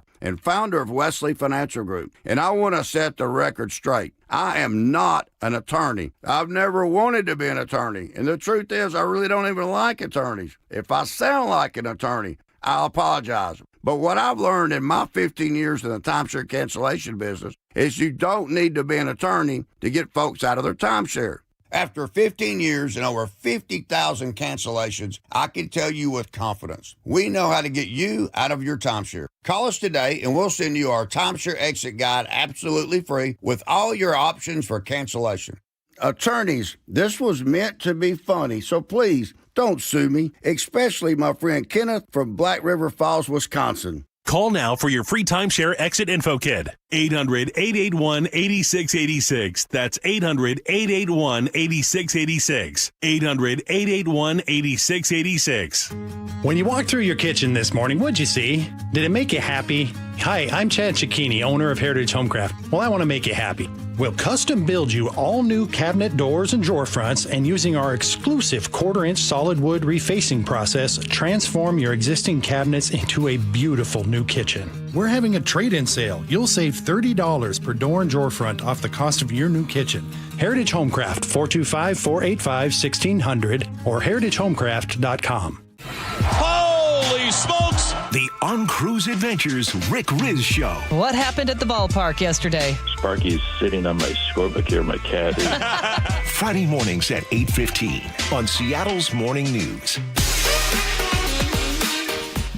Hey, it is the Gee and Ursula Show. Before we get to these text messages, I gotta say a text message just came in here and it made my day. His name is Neil. Neil is from Bothell, and he says he's one of our youngest listeners, He's Ursula. sure of it. And it's true. He's currently 13 years old. 13 listening to this show. Neil, you just made my day, bud. Yes. And he tried texting us a couple of days back. Okay. And you had already left, so I responded. Yeah. And A, Neil, love your perseverance. B, tell your mom thank you. C, the fact that you texted into the show and said you're listening by choice is awesome. Because I think there are a lot of younger people who are probably listening, but they don't have a choice because it's the radio's on and the parents are driving, right? Yeah. But Neil's like, hey, I'm choosing to let you know that at 13, I'm listening to you. Do you think, is there anybody that's listening right now, right, that have been listening to KIRO Radio since they were younger? Maybe they heard their parents listening. Oh, I know there are. Maybe you were a teenager and you were listening to Ursula. Okay, that's so mean. No, that's so mean. No. Mind you, That when I means you're a started, that means I'm a legend. Shots fired. Oh, keep going, G. What's next? You're gonna say you thought I could eat 2 pizzas? Holy smokes! That was a good callback. Dude, that was a good callback. Don't make me laugh. No, yeah, you don't want to laugh right now. It's a little painful right now. Okay, well, let's get to our text messages. Okay.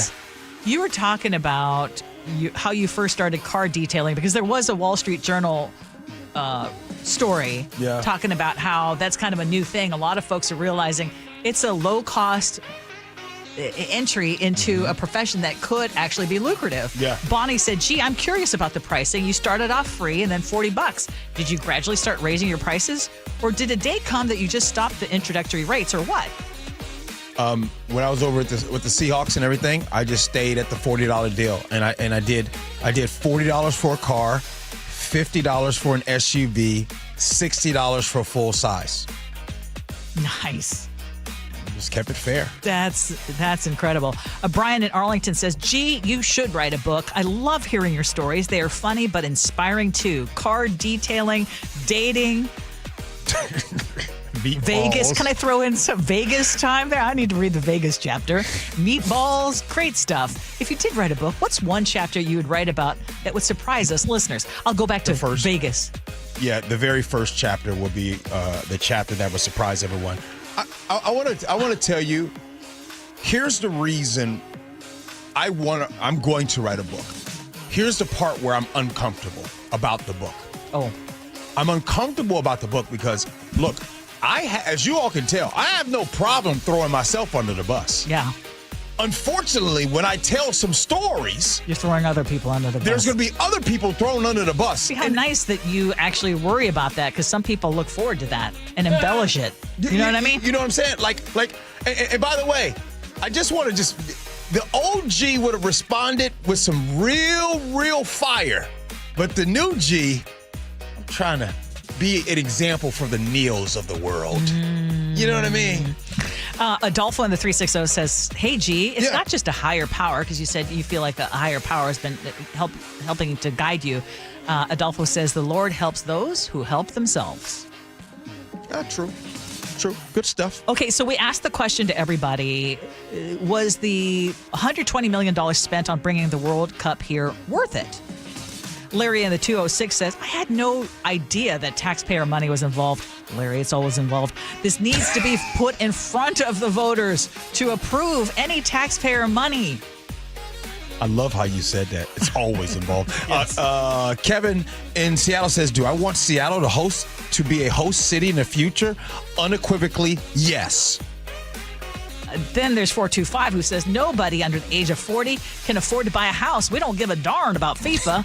Make housing affordable again. 425, you speaking to my heart. And then scenarios. I almost got fired from my job. I still want my boss to give me a raise. We were asking, hey, does it still matter if you go above and beyond? My consultant says, guys, every time I've gone above and beyond my duties in my life, I have never seen extra pay. The times I made a stink or was about to walk out, I got raises. Just saying. Yeah, and I responded to Mike, yeah, that's unfortunately more often the case than not. You got to be willing to walk if you don't. Yeah. Ursula, time for words to live by. What you got for us? Well, I'm going to go back to something that three-time World Cup champion Amy Griffin said on our show. She now leads the Rain Academy for young athletes. And please go listen to that interview if you missed it, because that was a very, very not just interesting, but it was also an informative interview about some of the things, not just about talking about World Cup, but also some of the potential dangers involved when it comes to turf and kids playing in turf. Yeah. But she said something that was really eye-opening and worth hearing again, and it is my words to live by. I mean, a lot of people say we want to empower others. We want our kids to know that they already have it in them, and we want to just bring out the tools that they already have to say, look, I can go out and do good things, and I'm brave, and I'm strong, and I have the capacity to be uncomfortable. And we actually want to teach them that stress and anxiety is kind of good for you. And when you know it's good for you, it can be your superpower. And I think a lot of people are afraid to say that. She's absolutely right. Just a reminder, she leads the Rain Academy, spelled R-E-I-G-N, Rain Academy for young athletes, and she's doing great work. She is an amazing person, and I'm not just saying that. When she was in studio, her energy is infectious. All right, Ursula. Yeah, and for all that she's accomplished, she's ridiculously humble. Ursula, hey, Ursula made it through the show in pain, y'all. I know. Just want to let y'all know. The darn pain on my left side came up again, but we'll figure it out. Thanks, Ursula. Good stuff. Thank you. Thanks, Chef. Appreciate you. Nick, my man, thank you. Thank you. You still getting ready for the 4th and them fireworks? I think so. And the DJing? Yeah, it's going to be a busy weekend over in Tacoma. Yeah, Okay, definitely. shout out to that. Hey, the Jake and Spike Show, they're coming in next. Stick around. Appreciate you for listening. I love you for that. And as always, be kind. Hope you have as much fun as we have. So long, everybody. Are you an adult with uncontrolled moderate to severe Crohn's disease symptoms and still packing a backup bag of clothes? Just in case, Skyrizi Risankizumab Riza can help you take control of your Crohn's. Feel significant symptom relief, including less abdominal pain and fewer bowel movements at 4 weeks. Plus, Skyrizi is proven to help people achieve remission and visibly improve damage of the intestinal lining. Individual results may vary. Skyrizi is a prescription injection medicine. Don't use if allergic to Skyrizi. Serious allergic reactions, increased infections, or lower ability to fight them may occur. Before treatment, get checked for infections and tuberculosis. Tell your doctor about any flu-like symptoms or vaccines. Liver problems leading to hospitalization may occur when treated for Crohn's. Ready to take control of your Crohn's? Ask your doctor about Skyrizi, the #1 prescribed biologic in Crohn's disease. Control is everything to me. Learn more at skyrizzy.com or call 1-866-SKY-RIZZY.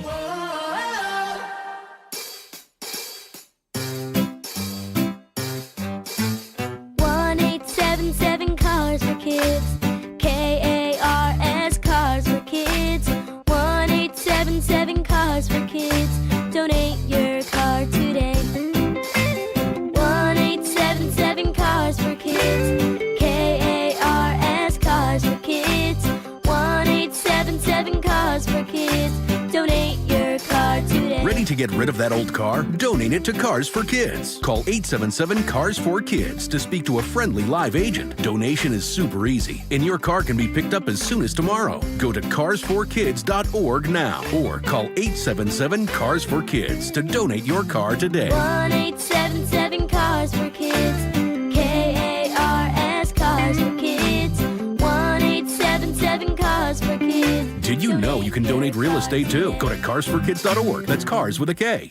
Hey there, Dawn Riling from Olympic Hot Tub with exciting news. Our mid-year clearance event is on. You'll score big savings on all in-stock saltwater hot tubs and fabulous saunas. Plus, deep discounts on newly released floor model swim spas. These deals are incredible. But don't wait. Our mid-year clearance ends June 30th. OlympicHotTub.com. Better you, better life. Olympic Hot Tub.